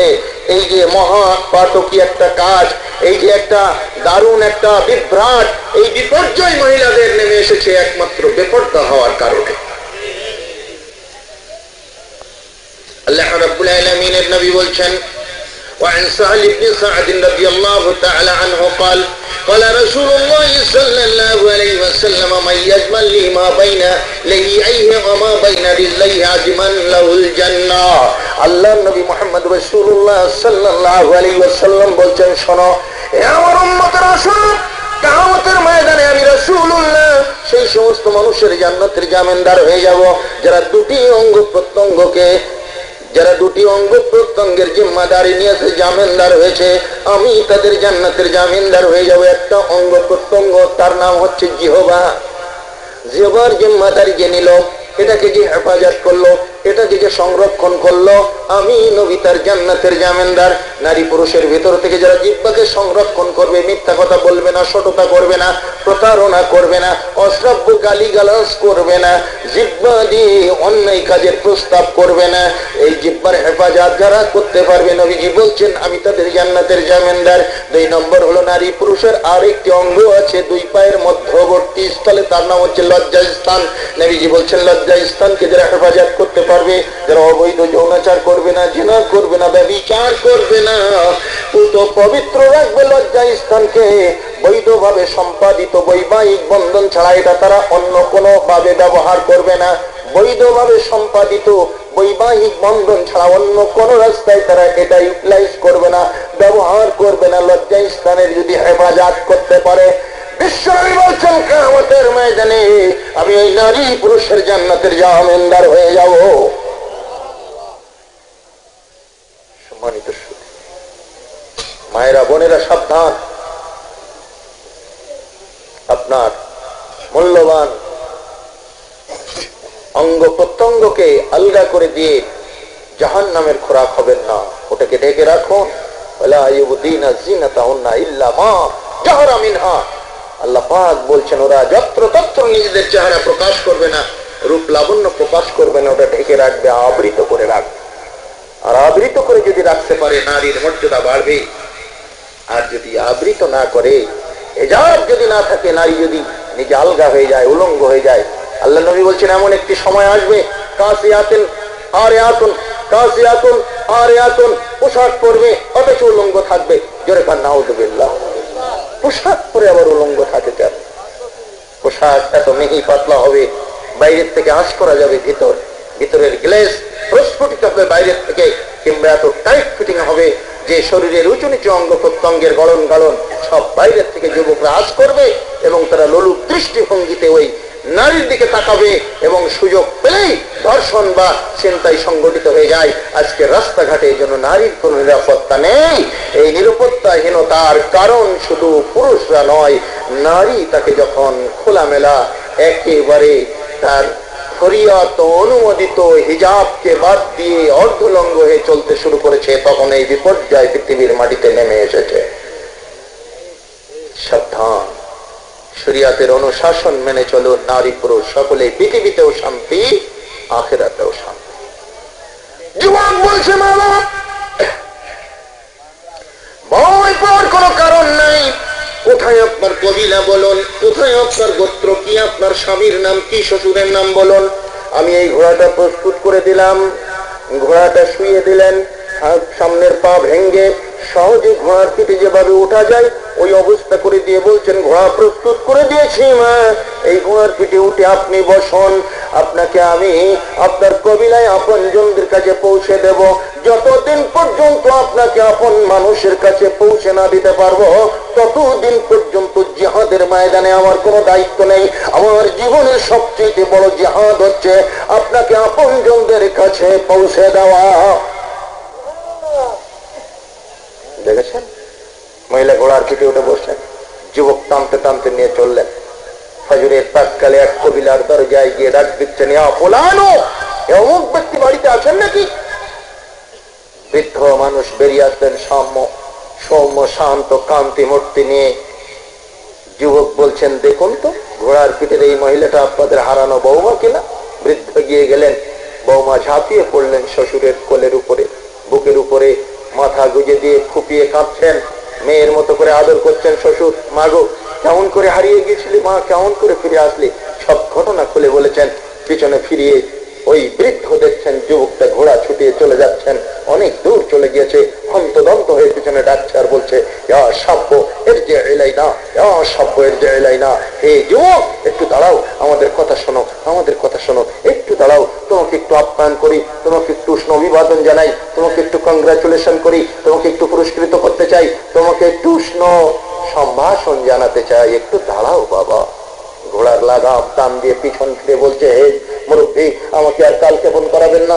যাদের ময়দান হাতছানি দিয়ে আমাকে ডাকছে, যে কাজ আমি করেছি আল্লাহর ভয়ে করেছি, আল্লাহর কোটে কাল কিয়ামতের ময়দানে আমার জিন্দেগির সব নেক আমল যদি নষ্ট হয়ে যায়, আজকের রাত্রের এই নেক আমলটা অন্তত নিয়ে আমি দাঁড়াবো।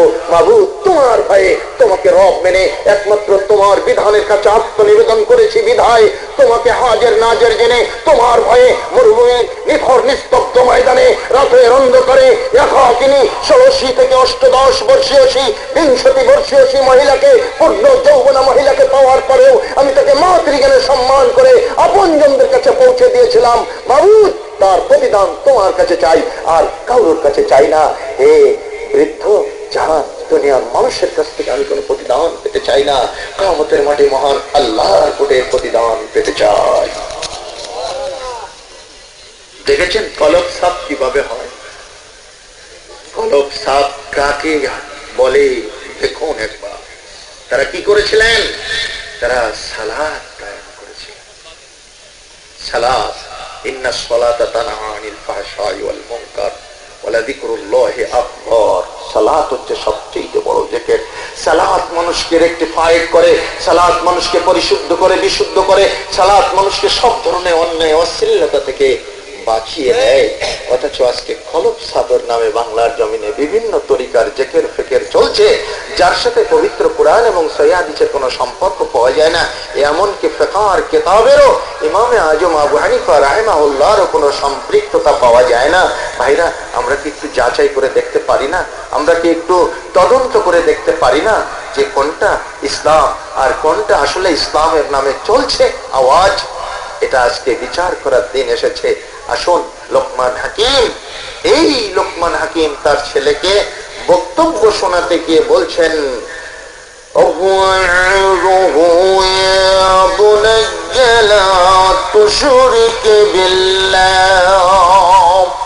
হে আমার কলিজার টুকরা সন্তান, তুমি আল্লাহর সাথে কাউকে শরীক করবে না। বক্তব্য শোনালেন, ওয়াজ শোনালেন। বিশ্বনবী বসে আছেন মদিনার মসজিদে। হঠাৎ করে গ্রাম থেকে একজন লোক এসেছেন। লোকটাকে দেখে চেনা যায় না, মনে হয় দূর দূরান্ত থেকে এসেছেন, গ্রাম থেকে উঠে এসেছেন। ওই লোকটা আল্লাহর নবীকে সম্বোধন করে বলতেছেন, দুল্লানি আলা আমালিন ইযা আমিলতুহু দাখালতুল জান্নাহ। হে নবী, বুখারী মুসলিম একই সূত্রে বর্ণনা করেছে হাদিসটা বুখারী মুসলিম একই সূত্রে বর্ণনা করেছে, যাকে বলা হয় মুত্তাফাক আলাই, বিশুদ্ধ হাদিস। নবীজিকে সম্বোধন করে লোকটা বলতেছেন, ইয়া রাসূলুল্লাহ দুল্লানি আলা আমালিন ইযা আমিলতুহু দাখালতুল জান্নাহ। নবী, আমাকে এমন আমল শিক্ষা দিন যে আমল করলে আমি জান্নাতে চলে যেতে পারবো। আল্লাহর নবী ওই লোকটাকে দেখে দেখে বলতেছেন, সম্বোধন করে বলতেছেন, হে আগন্তুক তুমি শোনো, হে প্রশ্নকারী শোনো, ফাআবুদুল্লাহ ওয়ালা তুশরিকু বিহি শাইআ, তুমি আল্লাহর ইবাদত করবে, আল্লাহর সাথে কাউকে শরীক করবে না। আল্লাহর ইবাদত করবে, তার সাথে কাউকে শরীক করবে না। ইবাদত কবুলের দুটি শর্ত রয়েছে। মুহাদ্দিসিনে কেরাম বলছেন ইবাদত কবুলের দুটি শর্ত। একটা হচ্ছে শিরিক করা যাবে না, শিরিক মুক্ত ইবাদত করতে হবে। আর একটা হচ্ছে বিদআত করা যাবে না, বিদআত মুক্ত ইবাদত করতে হবে। শিরিক মুক্ত ইবাদত আর বিদআত মুক্ত ইবাদত। শিরক আগে বলেছি অনেক কথা, আমরা আমাদের কর্মক্ষেত্রে অনেক শিরক করছি, বিশেষ করে মাজার কেন্দ্রিক শিরক গুলা বেশি হচ্ছে। আমরা বাবার দরবারে যাচ্ছি আর তারা মায়ের দরবারে যাচ্ছে, তাদের রয়েছে মা, অনেক মা রয়েছে তাদের, তাই না? মা দুর্গা, মা সরস্বতী, মা কালী, মা লক্ষ্মী, মা মনসা, মা অন্নপূর্ণা। মা দুর্গা হচ্ছে দুর্গতি নাশিনী, ইনি হচ্ছে সব ধরনের অকল্যাণ, দুর্দশা, সব ধরনের ক্ষতির দিকটা নিশ্চিহ্ন করে যায়, একেবারে বিলুপ্ত করে দেয়, দুর্গতি নাশিনী তাকে বলা হয়ে থাকে। তার 10টা হাত রয়েছে, দুঃখের ভিতরে পৃথিবীর সমস্ত পাপ, তাপ, অকল্যাণ, দুঃখ, দুর্দশা সবকিছু দূর করতে পারেন, কিন্তু 10টা হাতের একটা হাত দিয়ে নাকের ডগায় যদি একটা মাছি বসে তাড়াতে পারেন না। এই মায়ের পূজা আমার হিন্দু ভাইরা করেন। মুসলমান মনে করলো সর্বনাশ, আজকে আমরা এতিম হয়ে গেছি, তাই মুসলমান আজকে বাবার পূজা করতেছে, বাবার কাছে গিয়ে চাচ্ছে। ওই আপনার আজমিরে যান, দেখতে পাবেন মুসলিম এভাবে বুক চাপলাচ্ছে আর বলছে, ইয়া খাজা मैं तेरा दरबार में खड़ा हुआ हूँ, तू मेरा मकसद पूरा कर दो। हे খাজা, আমি তোমার দরবারে এসে উপস্থিত হয়েছি, তুমি আমার মনের আশা পূর্ণ করে দাও। এজন্যই জওহরলাল নেহেরু একবার তার জীবদ্দশায় আজমিরে গিয়েছিলেন। তিনি তখন ভারতের প্রধানমন্ত্রী ছিলেন। তিনি যখন গেলেন চিফ গেস্ট হিসাবে, এখনো যান আপনি সেখানে, হিন্দু, মুসলিম, বৌদ্ধ, খ্রিস্টান, জৈন, বাহাই সব ধর্মের লোক যায় কবরে, কোনো বাধা নেই। জওহরলাল নেহেরু গিয়েছিলেন, তিনি রাষ্ট্রীয় প্রধান হিসাবে চিফ গেস্ট মেহমান। আজকে তিনি বক্তব্য দিতে উঠলেন। বক্তব্য দিতে উঠে বললেন, भाइयों, भारत माता के 2 संतान, एक हिंदू और एक मुसलमान, इन दोनों में कोई फर्क नहीं है, मगर फर्क यही है कि हिंदू लोगों ने अपने बहुतों को अपने बहुतों को सामने लेकर पूजते हैं और मुसलमानों ने अपने बहुतों को कब्र में डालकर पूजते हैं। हे भाई साहब, भारत माता দুটি সন্তান, একটা হিন্দু আর একটা মুসলমান, এই দুইয়ের মাঝখানে কোনো পার্থক্য নাই। পার্থক্য শুধু এতটুকু যে হিন্দু ভাইরা তাদের ঠাকুর দেবতাগুলা সামনে নিয়ে পূজা করে, আর মুসলমান তাদের ঠাকুর দেবতাগুলাকে কবরের ভিতরে ঢুকিয়ে দিয়ে পূজা করে। দেখলেন মায়েরটা কোথায় দিয়ে দিল মুসলমানের, মুসলমানকে কবর পূজারি বানিয়ে দিল। কবি নজরুল তাই দুঃখ করে বলছেন তার কবিতার ভিতরে, হে যুবকরা পড়ো, পড়ার কোনো শেষ নেই, পড়তে হবে। ওই যে আমাদের স্টল গুলো দিয়েছে পুস্তক বিক্রেতারা, ওখানে কেউ যাচ্ছে না, বই কিনছে না, বাজার দোকানে ভিড় বেশি। বই কেন, বই কিনে কেউ কোনোদিন দেউলিয়া হয়নি, পড়তে হবে। ইসলামের প্রথম বাক্য হচ্ছে ইকরা, পড়ো।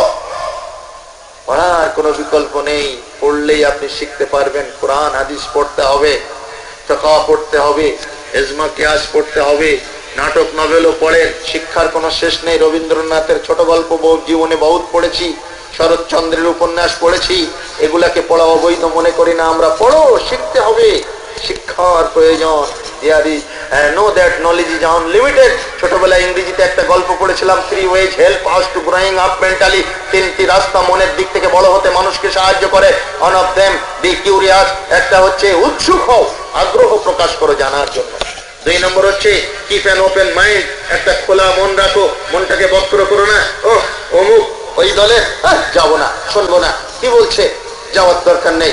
আমার এই তরিকা, আমার তরিকার পীর সাহেব যা বলবে তাই শুনবো, অমুকের তরিকা শুনবো না। জি না, এভাবে কনজাস্টেড মাইন্ড করে দিয়েন না, দাইয়িকুল কলব হয়েন না।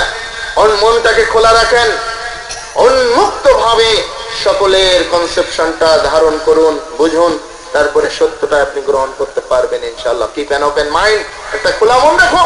3 নম্বর হচ্ছে know that knowledge is unlimited. জেনে রেখো জ্ঞানের কোনো সীমা পরিসীমা নেই, জ্ঞান হচ্ছে অসীম। আসো জ্ঞান আহরণ করো, বই পড়ো। আজকে ভালো ভালো কিতাব, আমাদের ডিস পাবলিকেশনের কিতাব, হাদিস ফাউন্ডেশন কিতাব, তাওহীদ লাইব্রেরির কিতাব, কত কিতাবের সমাহার এখানে আছে। কিনুন, পড়ুন, দেখুন কোরআন হাদিসে কি আছে। অন্ধের মতো পথ চলতে আল্লাহ বলেননি। আল্লাহ বলছেন ফাসআলু আহলা যিকরি ইন কুনতুম লা তা'লামুনা বিল বায়িনাতি ওয়াজ যুবুর। হে জাতির লোকেরা, যারা না জানো তারা শোনো, যারা জানে তাদের কাছে জিজ্ঞেস করো, জিজ্ঞেস করো স্পষ্ট দলিল সহকারে। ওয়াজ যুবুর প্রয়োজনে লিখে নাও দলিল, লিখিত দলিল চাও। যে হুজুর আপনি যেটা বললেন কোন হাদিসে আছে একটু বলে দিন, একটু লিখে দেন।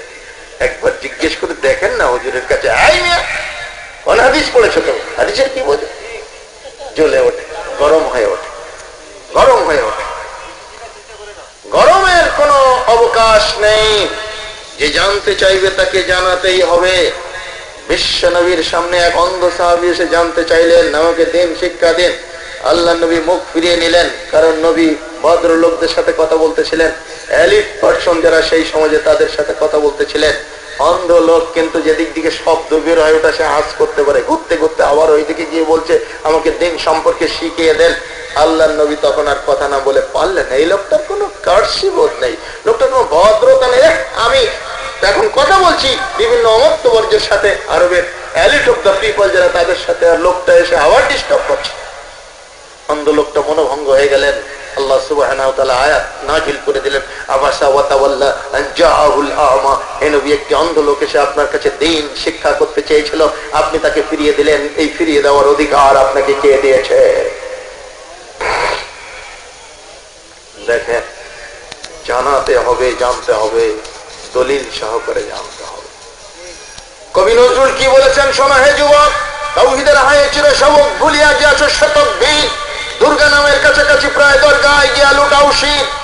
কি দুর্গা আর দরগা কাছাকাছি না দুটো শব্দ? মুসলমানের দরগা, হিন্দুদের দুর্গা। দুর্গা নামের কাছাকাছি প্রায় দরগায় গিয়া লুটাও শের। ওদের যেমন রামনারায়ণ, মোদের তেমন মানিক পীর। ওদের চাউল কলার সাথে মিশিয়া গিয়াছে মোদের ক্ষীর। ওদের শিব ও শিবানীর সাথে আলী ফাতেমার মিতালি বেশ। হাসান রে করেছি কার্তিক আর হুসাইন রে বানিয়েছে গজ গণেশ। বিশ্ব যখন এগিয়ে চলেছে তখনও মোরা পিছে। বেবি তালাকের ফতোয়া খুঁজেছি ফেকা হাদিস চষে। হানাফি শাফি মালিকি হাম্বলির তখনও মেটেনি গোল। এমন সময় আজরাইল এসে হাতিল তল পিতল। বাইরের দিকে যত মরিয়াছি ভেতরের দিকে তত গতিতে মোরা বাড়িয়া চলেছি গরু ছাগলের মতো। সংখ্যায় গরু ছাগলের মতো আমরা বেড়ে যাচ্ছি, কিন্তু সেই মধ্যে মুজাহিদ আর পয়দা হচ্ছে না। বদরের প্রান্তরে 313 জন মুজাহিদ নিয়ে আল্লাহ নবী ইসলামে বিজয় সাধন করলেন। আজকে সেরকম মধ্যে মোমেন, আজকে সেই মুআহিদ, আজকে সেই তাওহীদের নিরঙ্কুশ সেবক তৈরি হচ্ছে না। যা আমরা আছি টুটাফাটা, তার শিরকের ভিতরেই মশগুল।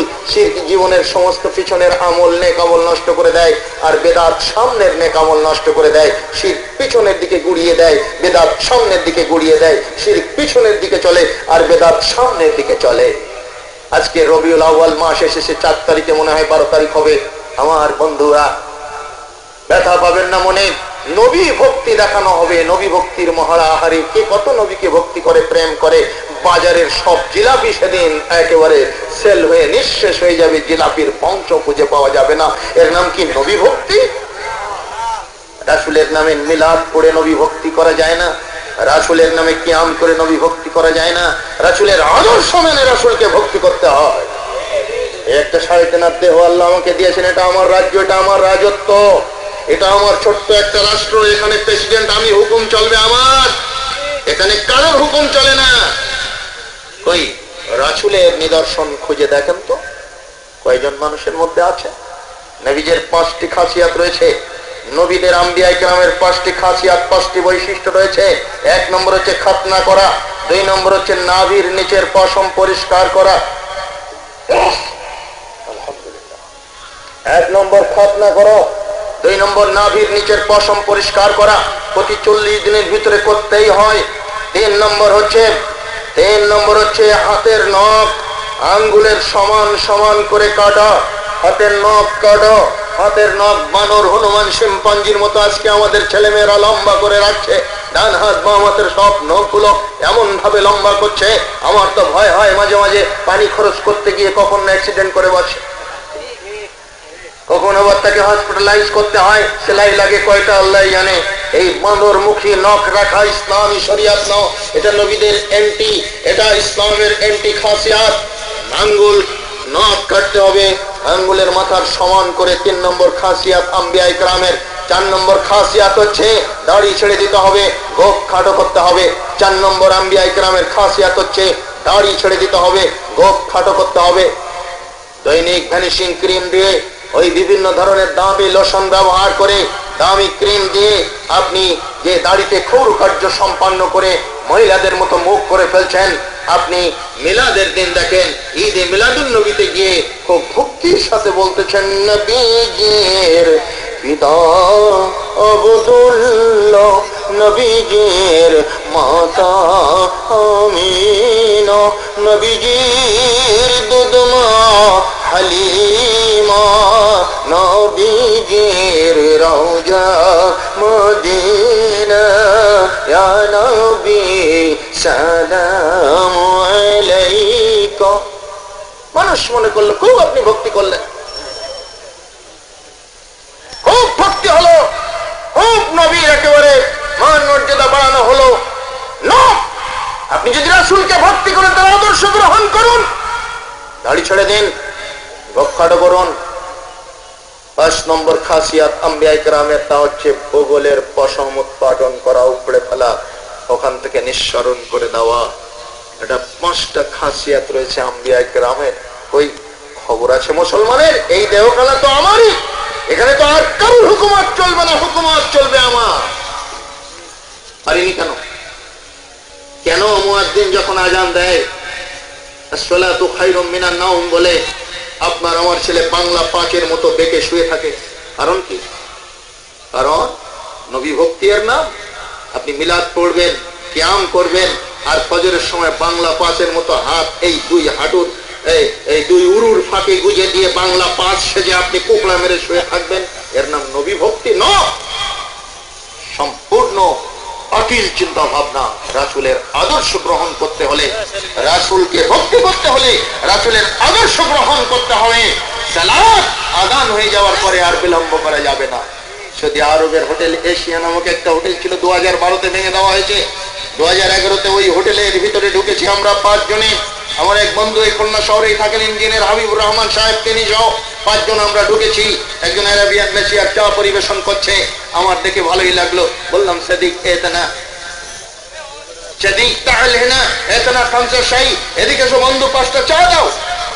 ছেলেটা বলল, তাফাদ্দাল ইয়া হাজি, হে হাজি সাহেবরা ধন্যবাদ, বসুন, চা নিয়ে আসতেছি। চা আনতে চলে গেল, 2টি চা হাতে নিয়ে চলে এসেছে। এবার আমাদের সামনে দিল, 2 জনে আমরা চুমুক মারতে শুরু করলাম। 3 জন বাকি, 3টা চা আনতে যাচ্ছে। হঠাৎ সৌদি আরবের বাইতুল্লাহ আযান ধ্বনি প্রতিধ্বনিত হলো, আল্লাহু আকবার, আল্লাহু আকবার। সৌদি আরবের আযান ছোট্ট ছোট্ট আযান, ছোট্ট ছোট, আমাদের মতন 4 আলিফ 8 আলিফ 12 আলিফ টেনে আযান দেয় না তারা। বাংলাদেশের আজানের ঝুল বেশি, মাগার নামাজের ঝুল কম। আর সৌদি আরবের আজান খাটো, নামাজ লম্বা।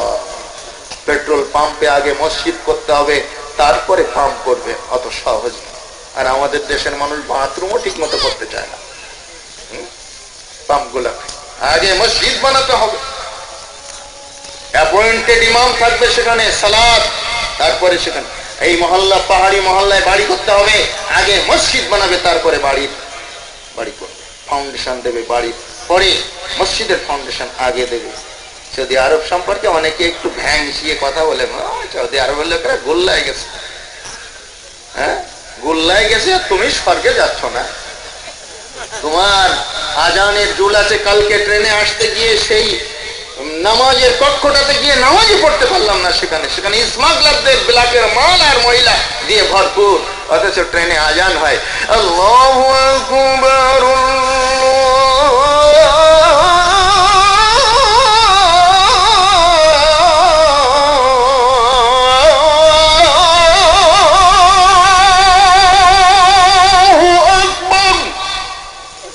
বাবারে 12 আলিফটা আর 10 সেকেন্ড হলে মনে হয় মুয়াজ্জিন দম বন্ধ হয়ে মরে যেত। আজানের এত ঝুল, কিন্তু নামাজ নেই। যেই আজান হয়েছে ছেলেটা আমাদের দিকে ফিরে বলছে আফওয়ান, মাফ করবেন, তালাতু শাই মামনু, 3টা চা বন্ধ হয়ে গেল। তালাতু শাই বাদা সালাতিল ইশা ইনশাআল্লাহ, 3টা চা ইশার সালাতের পরে পাবেন ইনশাআল্লাহ। আমি বলছি সাদিক লিমা বলতে হয় দাদা, আরে তুমি এরকম বলছো কেন? আল-আযানু ইয়াবদাউ আল-আন, এক্ষুনি আজান শুরু হলো। বা'দাল আযানে ফুরসাতুন কালিল, এই আজানের পরে কিছু সময় ফুরসত পাওয়া যাবে, বিরতি পাওয়া যাবে। হাত্তা নাশরিবা, ততক্ষণে আমরা পান করে ফেলতে পারবো। নিয়ে আসো, জানিয়ে আসো। ছেলেটা আমার দিকে বিস্ফারিত চোখে চেয়ে বলছে মিন আইন ইয়া হাজি, এ হাজি সাহেব কোন দেশ থেকে এসেছে?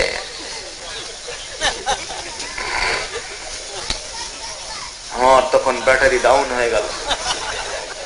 সলজ্জ বদনে আমি বললাম মিন বাংলাদেশ, বাংলাদেশ থেকে এসেছি। তখন ছেলেটা মুস্কি হেসে বলছে লিহাদা বুলতা হাকাদা, হ্যাঁ বুঝতে পেরেছি, আপনারা বাংলাদেশ থেকে এসেছেন, সেজন্য এরকম বলছেন, কারণ আপনারা আজান দেওয়া জাত কিন্তু নামাজ পড়া জাত না, তাই না? দেখেন আজানের কারিশমা কত। খুলনা শহরে একেবারে শহরতলি থেকে উপশহর থেকে শুরু করে দেখেন এমন কোন মহল্লা নেই যে মহল্লার মসজিদে মাইক নেই, মাইক নেই। আর এখন কম্পিটিশন হয়েছে কি, টাইলস, টাইলস আর টাইলস, আরে নয়নাগ্রাম টাইলস, এসি ডিসি বিচি কত কি হচ্ছে। হায় হায়, আজকে মসজিদ গুলো জৌলুস সর্বস্ব হচ্ছে। অনেক জায়গায় এখন টাইলস বসাচ্ছে এমন, সিজদা দিলে রুকুতে গেলে মনে হয় যেন আর একজন আমাকে ধরতে আসছে, নিচে ছবি দেখা যাচ্ছে। বলে এ করেছেন কি? বলছে তা তো ভাবিনি, এই ফার্স্ট ক্লাস টাইলস দেখে আনলাম, দামিটাই নিয়ে আসলাম। হ্যাঁ, প্রতিচ্ছবি দেখা যাচ্ছে, ভিতরে এত স্বচ্ছ গ্লাসের মতো টাইলস বসাচ্ছে। আর ডান পাশে লিখছে আল্লাহু মেহরাবের, বাম পাশে লিখছে মোহাম্মদ। ডান পাশে আল্লাহ, বাম পাশে মোহাম্মদ। আল্লাহ মোহাম্মদ, ইনি আর উনি দুজন যেন সমান। এনাকে ডাকলে ওনাকে ডাকতে হয়, এনাকে ডাকলে ওনাকে ডাকতে হয়, দুজনই যেন সমান। কাউকে বাদ দিয়ে কাউকে যেন স্মরণ করা যায় না, ডাকা যায় না, কাউকে যেন খোদাই করা যায় না। এরকম একটা অভিপ্রায় আজকে এই মুসলিম বাংলাদেশি মুসলমানদের কনসেপশনটা গ্রো করেছে। মাআজ আল্লাহে, আল্লাহর কসম করে বলছি, আল্লাহ আর মোহাম্মদ সমকক্ষ কোনো সত্তা নয়। আল্লাহ হচ্ছে খালিক, মোহাম্মদ মাখলুক। আল্লাহ হচ্ছেন স্রষ্টা, মোহাম্মদ হচ্ছেন সৃষ্টি। আল্লাহর নাম খোদাই করলেই মোহাম্মদের নাম খোদাই করতে হবে, কনসেপশন ভুল, এটা শিরক পরিগ্রহ করে।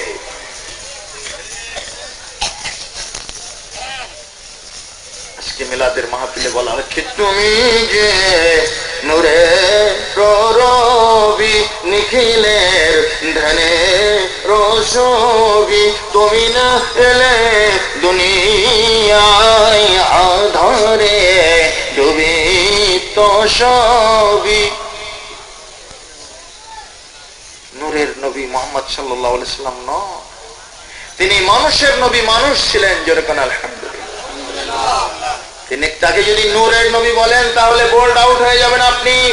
অমুসলিমরা প্রশ্ন তুলবে, একজন মুসলিমও প্রশ্ন তুলতে পারে। দেখুন এই সালাত পড়া, সিয়াম আদায় করা, এই যে সমস্ত কারিকুলাম, এগুলো নূরের তৈরি, মুহাম্মদ সাল্লাল্লাহু আলাইহি সাল্লামের জন্য সহনীয় ছিল। আমরা তো মাটির তৈরি, আমাদের জন্য এটা সহজ নয়।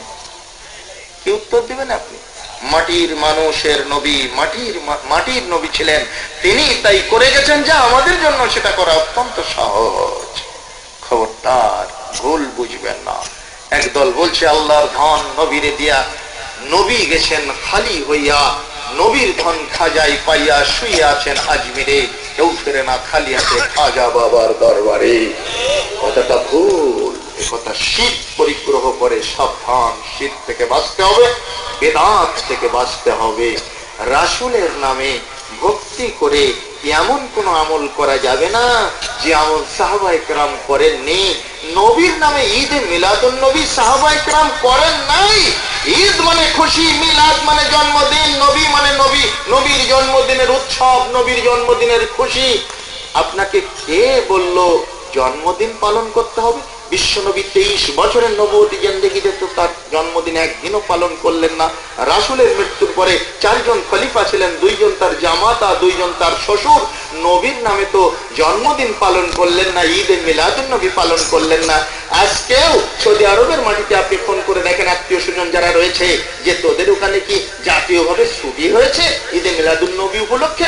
বলবে না, কোনো ছুটি ছাটাই নেই, কোনো ঈদও নেই, মিলাদুন নবীও নেই, কিচ্ছু নেই। অথচ বাংলাদেশের এই মুসলমানরা নবী ভক্তির মহড়া দেখাতে গিয়ে মিলাদ আর মিলাদের সয়লাভ করে দিল। বাংলাদেশের রাজনৈতিক লিডাররা, বাংলাদেশের সরকারি দল, বেসরকারি দল, প্রেসিডেন্ট, প্রধানমন্ত্রী সবাই বাণী দেবে ঠিকই যে মুহাম্মদ সাল্লাল্লাহু আলাইহি ওয়াসাল্লাম ওয়াজ দি গ্রেটেস্ট। মুহাম্মদ সাল্লাল্লাহু আলাইহি ওয়াসাল্লাম ছিলেন পৃথিবীর সর্বযুগের সর্বকালের সর্বশ্রেষ্ঠ মানুষ। তার অনুশীলিত পদ্ধতি, তার রচিত, তার দেওয়া বিধান, তার প্রদত্ত নীতিমালা ইসলাম যদি কেউ মেনে নিতে পারে তাহলে ঋদ্ধি, শান্তি, কল্যাণ পৃথিবীর মাটিতে ফল্গু ধারার মতো বয়ে যাবে।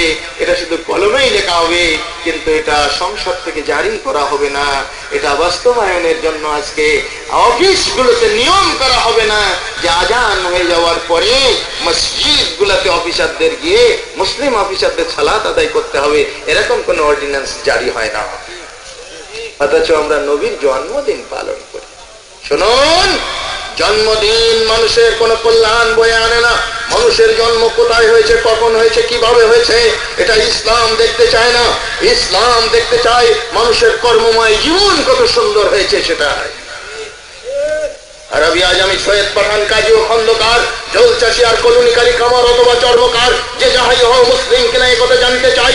মুসলিম যদি সমর বুকে তুমি যে আমার ভাই মুসলমান, যেই বংশের, যেই গোত্রের, যেই ভূখণ্ডের হোক, ওটা ভাই হয়ে যাবে। পরস্পরের মধ্যে হৃদ্যতা, সৌহার্দ্য, সম্প্রীতি তৈরি হয়ে যাবে।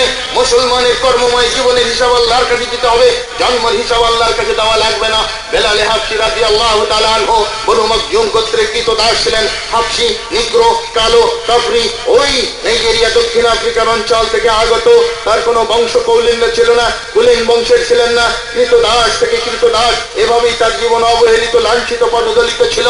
তাকে ইসলাম কবুল করার পরে অকথ্য নির্যাতন চালানো হচ্ছে। আবু বকর তাকে খরিদ করলেন, আজাদ করে দিলেন। নবীজির সাহচর্যে থাকতে থাকতে বেলালের মর্যাদা বেড়ে গেল। রাসূল সাল্লাল্লাহু আলাইহি ওয়াসাল্লাম মেরাজে গিয়েছেন, মেরাজ থেকে ফিরে এসেছেন। বেলালকে সামনে পেয়ে বলছেন, বেলাল, আইয়ু আমালিন আমিলতা ইয়া বেলাল, কি আমল তুমি করেছো বেলাল? কুল্লামা দাখালতুল জান্নাতা সামি'তু খাসখাসাতান আলাইকা। হে বেলাল, যখনই আমি জান্নাতে প্রবেশ করেছি, তখনই তোমার খড়মের খসখস শব্দ শুনেছি। মনে হচ্ছে যেন তুমি আমার আগে হাঁটছো, বেলাল, কি আমল তুমি করেছো যে কারণে আমি তোমাকে জান্নাতে আমার আগে হাঁটতে দেখলাম? দেখেন, বেলাল বলছেন, ইয়া রাসূলুল্লাহ, কিছুই তো মনে পড়ে না, তবে যেদিন আপনি বলেছিলেন ওযু করে 2 রাকাত সালাত আদায় করতে হয়, আমি সেই দিন থেকে ওযু করলেই 2 রাকাত সালাত আদায় করি। তাহিয়াতুল ওযু 2 রাকাত সালাত আমি আদায় করি। যেদিন আপনি বলেছিলেন মসজিদে ঢুকলেই 2 রাকাত সালাত আদায় করতে হয়, সেদিন থেকে আমি 2 রাকাত সালাত আদায় করি। মসজিদে ঢুকলেই 2 রাকাত সালাত আদায় করি, বসি না, বসার পূর্বে 2 রাকাত সালাত আদায় করি। নবীজি বলছেন, ইদা দাখালা আহাদুকুমুল মসজিদা ফালিউসাল্লি রাকাতাইনি ক্বাবলা আন ইয়াজলিসা। তোমাদের ভিতর থেকে যে ব্যক্তি মসজিদে ঢুকলো, বসার পূর্বে যেন 2 রাকাত সালাত আদায় করে। আর আমাদের হুজুর কেবলারা শেখালেন কি, মসজিদে ঢুকে ঠপাস করে বসে পড়ো, কিছু সময় বিরতি দিয়ে তারপরে উঠে সালাত শুরু করো।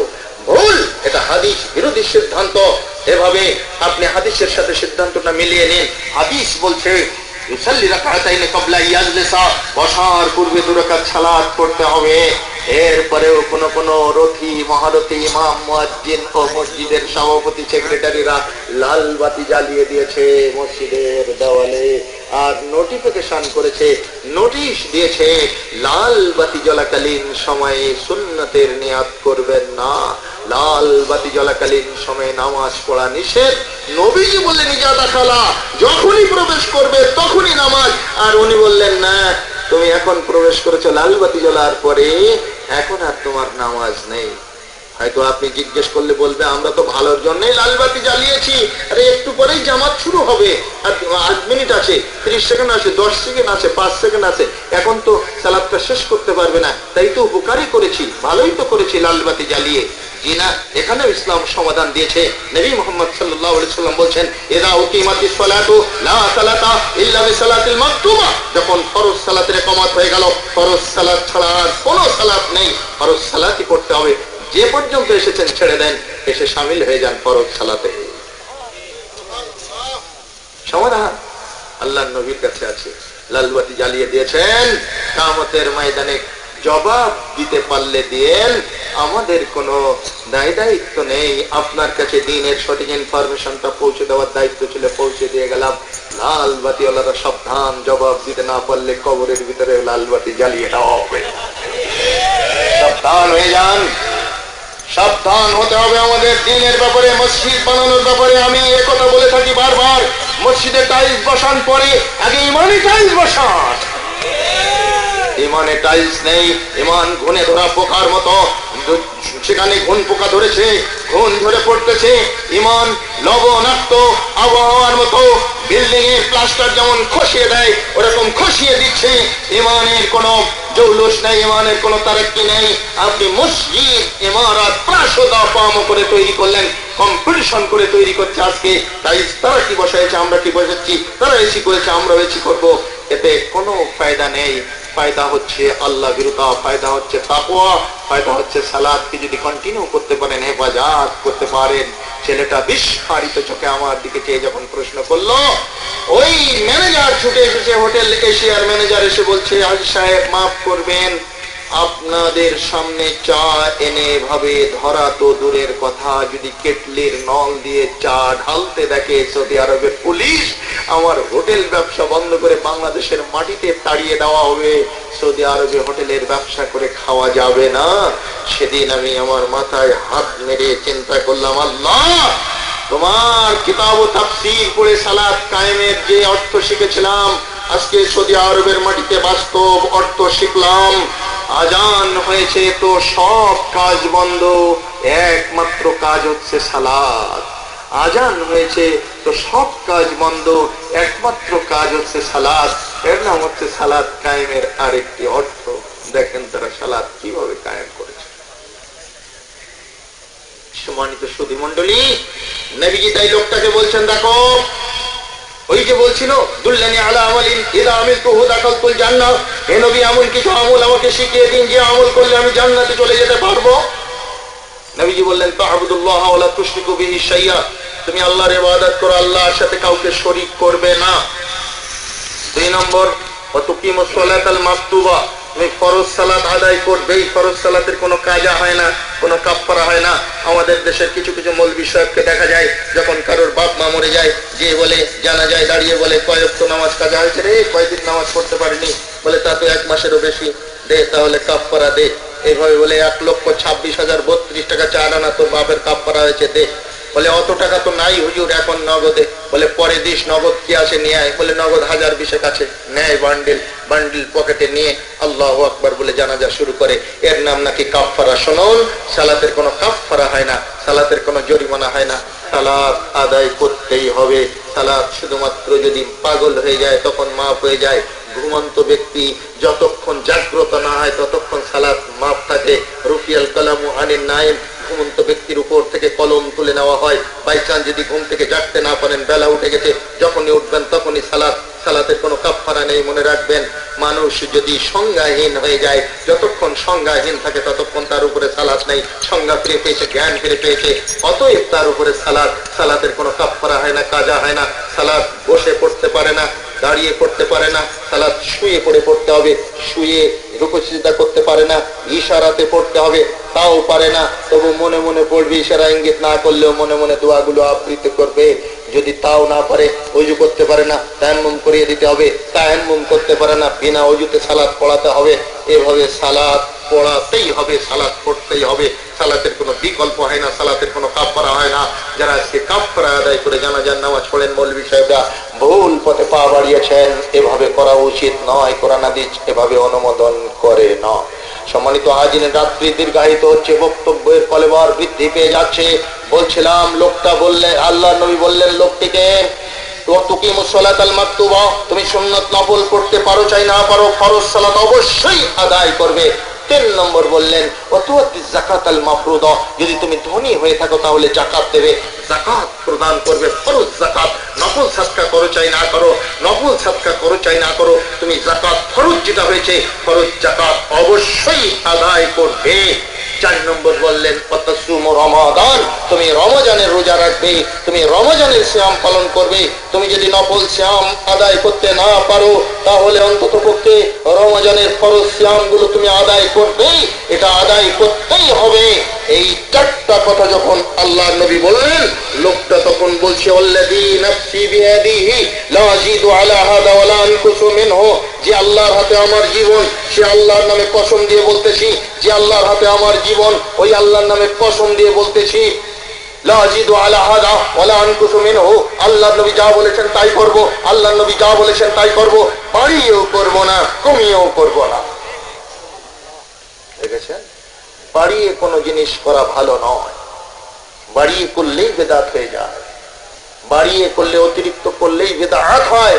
ইংরেজিতে একটা কথা আছে, access of everything is very bad, অতিরিক্ত সব জিনিসই খারাপ। ইসলাম এটাই বলেছে, নবীজি যা করেছে তার অতিরিক্ত করা যাবে না। জনৈক বন্ধু মেয়ে দেখতে যাচ্ছে, আর এক বন্ধুকে সাথে নিয়ে যাচ্ছে, বলছে, বন্ধু, মেয়ের বাবা কিছু জিজ্ঞেস করলে আমার সম্পর্কে তুই একটু বাড়িয়ে ছাড়িয়ে বলিস, কারণ নিজের কথা তো নিজে বলা যায় না। তো বন্ধু বলছে, ঠিক আছে, বাড়িয়ে বলতে আপত্তি কি, তোর যদি বিয়েটা হয় ভালো হয়, বাড়িয়ে বলতে। তো গেছেন, মেয়েটে দেখে পছন্দ হয়েছে, এখন চর্বো চস্য লেজ্জ পেয়েও বিভিন্ন ধরনের খাবার তৈরি হচ্ছে। এরা ওয়েটিং এ আছে, ওয়েটিং রুমে আছে, গেস্ট রুমে। মেয়ের বাবা এসেছেন সৌম্য শান্ত কান্তি মূর্তি নিয়ে, লাঠি ভর দিয়ে, বাবা ছেলেকে, কি পড়েছ? বিএ পাস করেছি। বিএ পাস, মাস্টার্স অ্যাফেয়ার হয়নি? বন্ধু বলছে, আরে হয়নি মানে, মাস্টার্সও কমপ্লিট হয়ে গেছে। লজ্জায় বলতে পারছেন? ও very good, very good, most welcome. তো বাড়ি কোথায় তোমাদের, শহরে না গ্রামে? বলছি গ্রামে বাড়ি, শহরে আব্বার বাড়ি করার ইচ্ছা ছিল, কিন্তু হঠাৎ।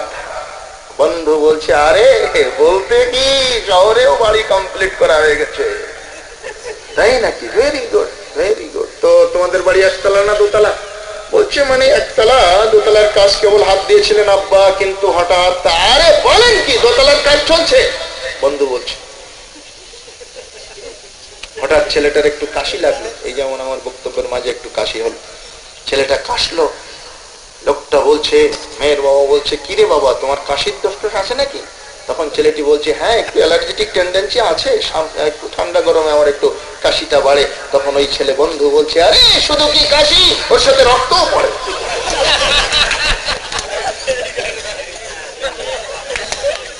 মেয়ের বাপ অগ্নিশ্বর মহের আগান্বিত বলছে, গেট আউট। বলছে, মানে কি বলছে? I see get out. বলছে, দেখুন, মানে আই সি গেট আউট। তুমি দ্রাক্ষা রোগী এনেছো আমার পুরী ধ্বংস করার জন্য। পথে এসে বলছে, এই বন্ধু, তুই কি করলি, আমার বিয়েটার ভেস্তে গেল, 12টা বেজে গেল। বলছে, আমার কি দোষ? তুই তো বলেছিলি সবকিছু বাড়িয়ে ছাড়িয়ে বলো, ডাবলিং করে দিও। তো কাশি ডাবলিং করলে যক্ষাই তো হয়। শরিয়াতকে ডাবলিং করবেন না। মেরাত কিয়াম করার আগে, কুলখানি চেলহাম 40 করার আগে একটু হাদিসের পাতায় দেখুন আল্লাহ নবী এভাবে করেছেন কিনা। যদি করেন, আপনি করেন। দেখুন মুহাম্মদ ইমাম আবু হানিফা রাহিমাহুল্লাহ এটা করেছেন কিনা। যদি করে থাকেন আপনারা করুন, যদি না করে থাকে তাহলে বর্জন করুন। আসুন, শরিয়াত কি বলেছে, কি ফয়সালা দিয়েছে, সেইটুকুই করি। যেটুকু করেছেন সেইটুকুই করতে হবে।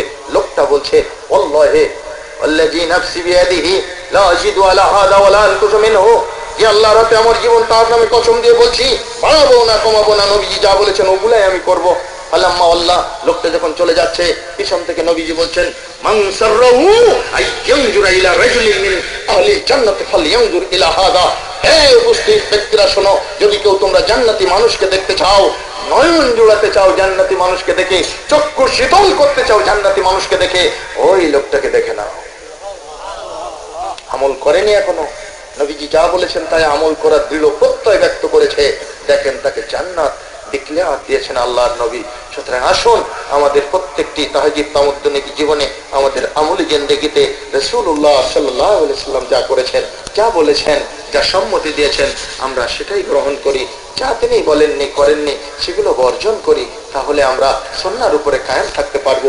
শিরক মুক্ত ইবাদত করি, বেদাত মুক্ত ইবাদত করি। মহান আল্লাহ আমাদের সকলকে সেই তৌফিক দান করুন। আমিন আমিন। আজকের ইন্তেজামিয়া কমিটির জন্য আমি আন্তরিকভাবে দোয়া করি, আল্লাহ তাদেরকে যা যায় খায় দান করুন।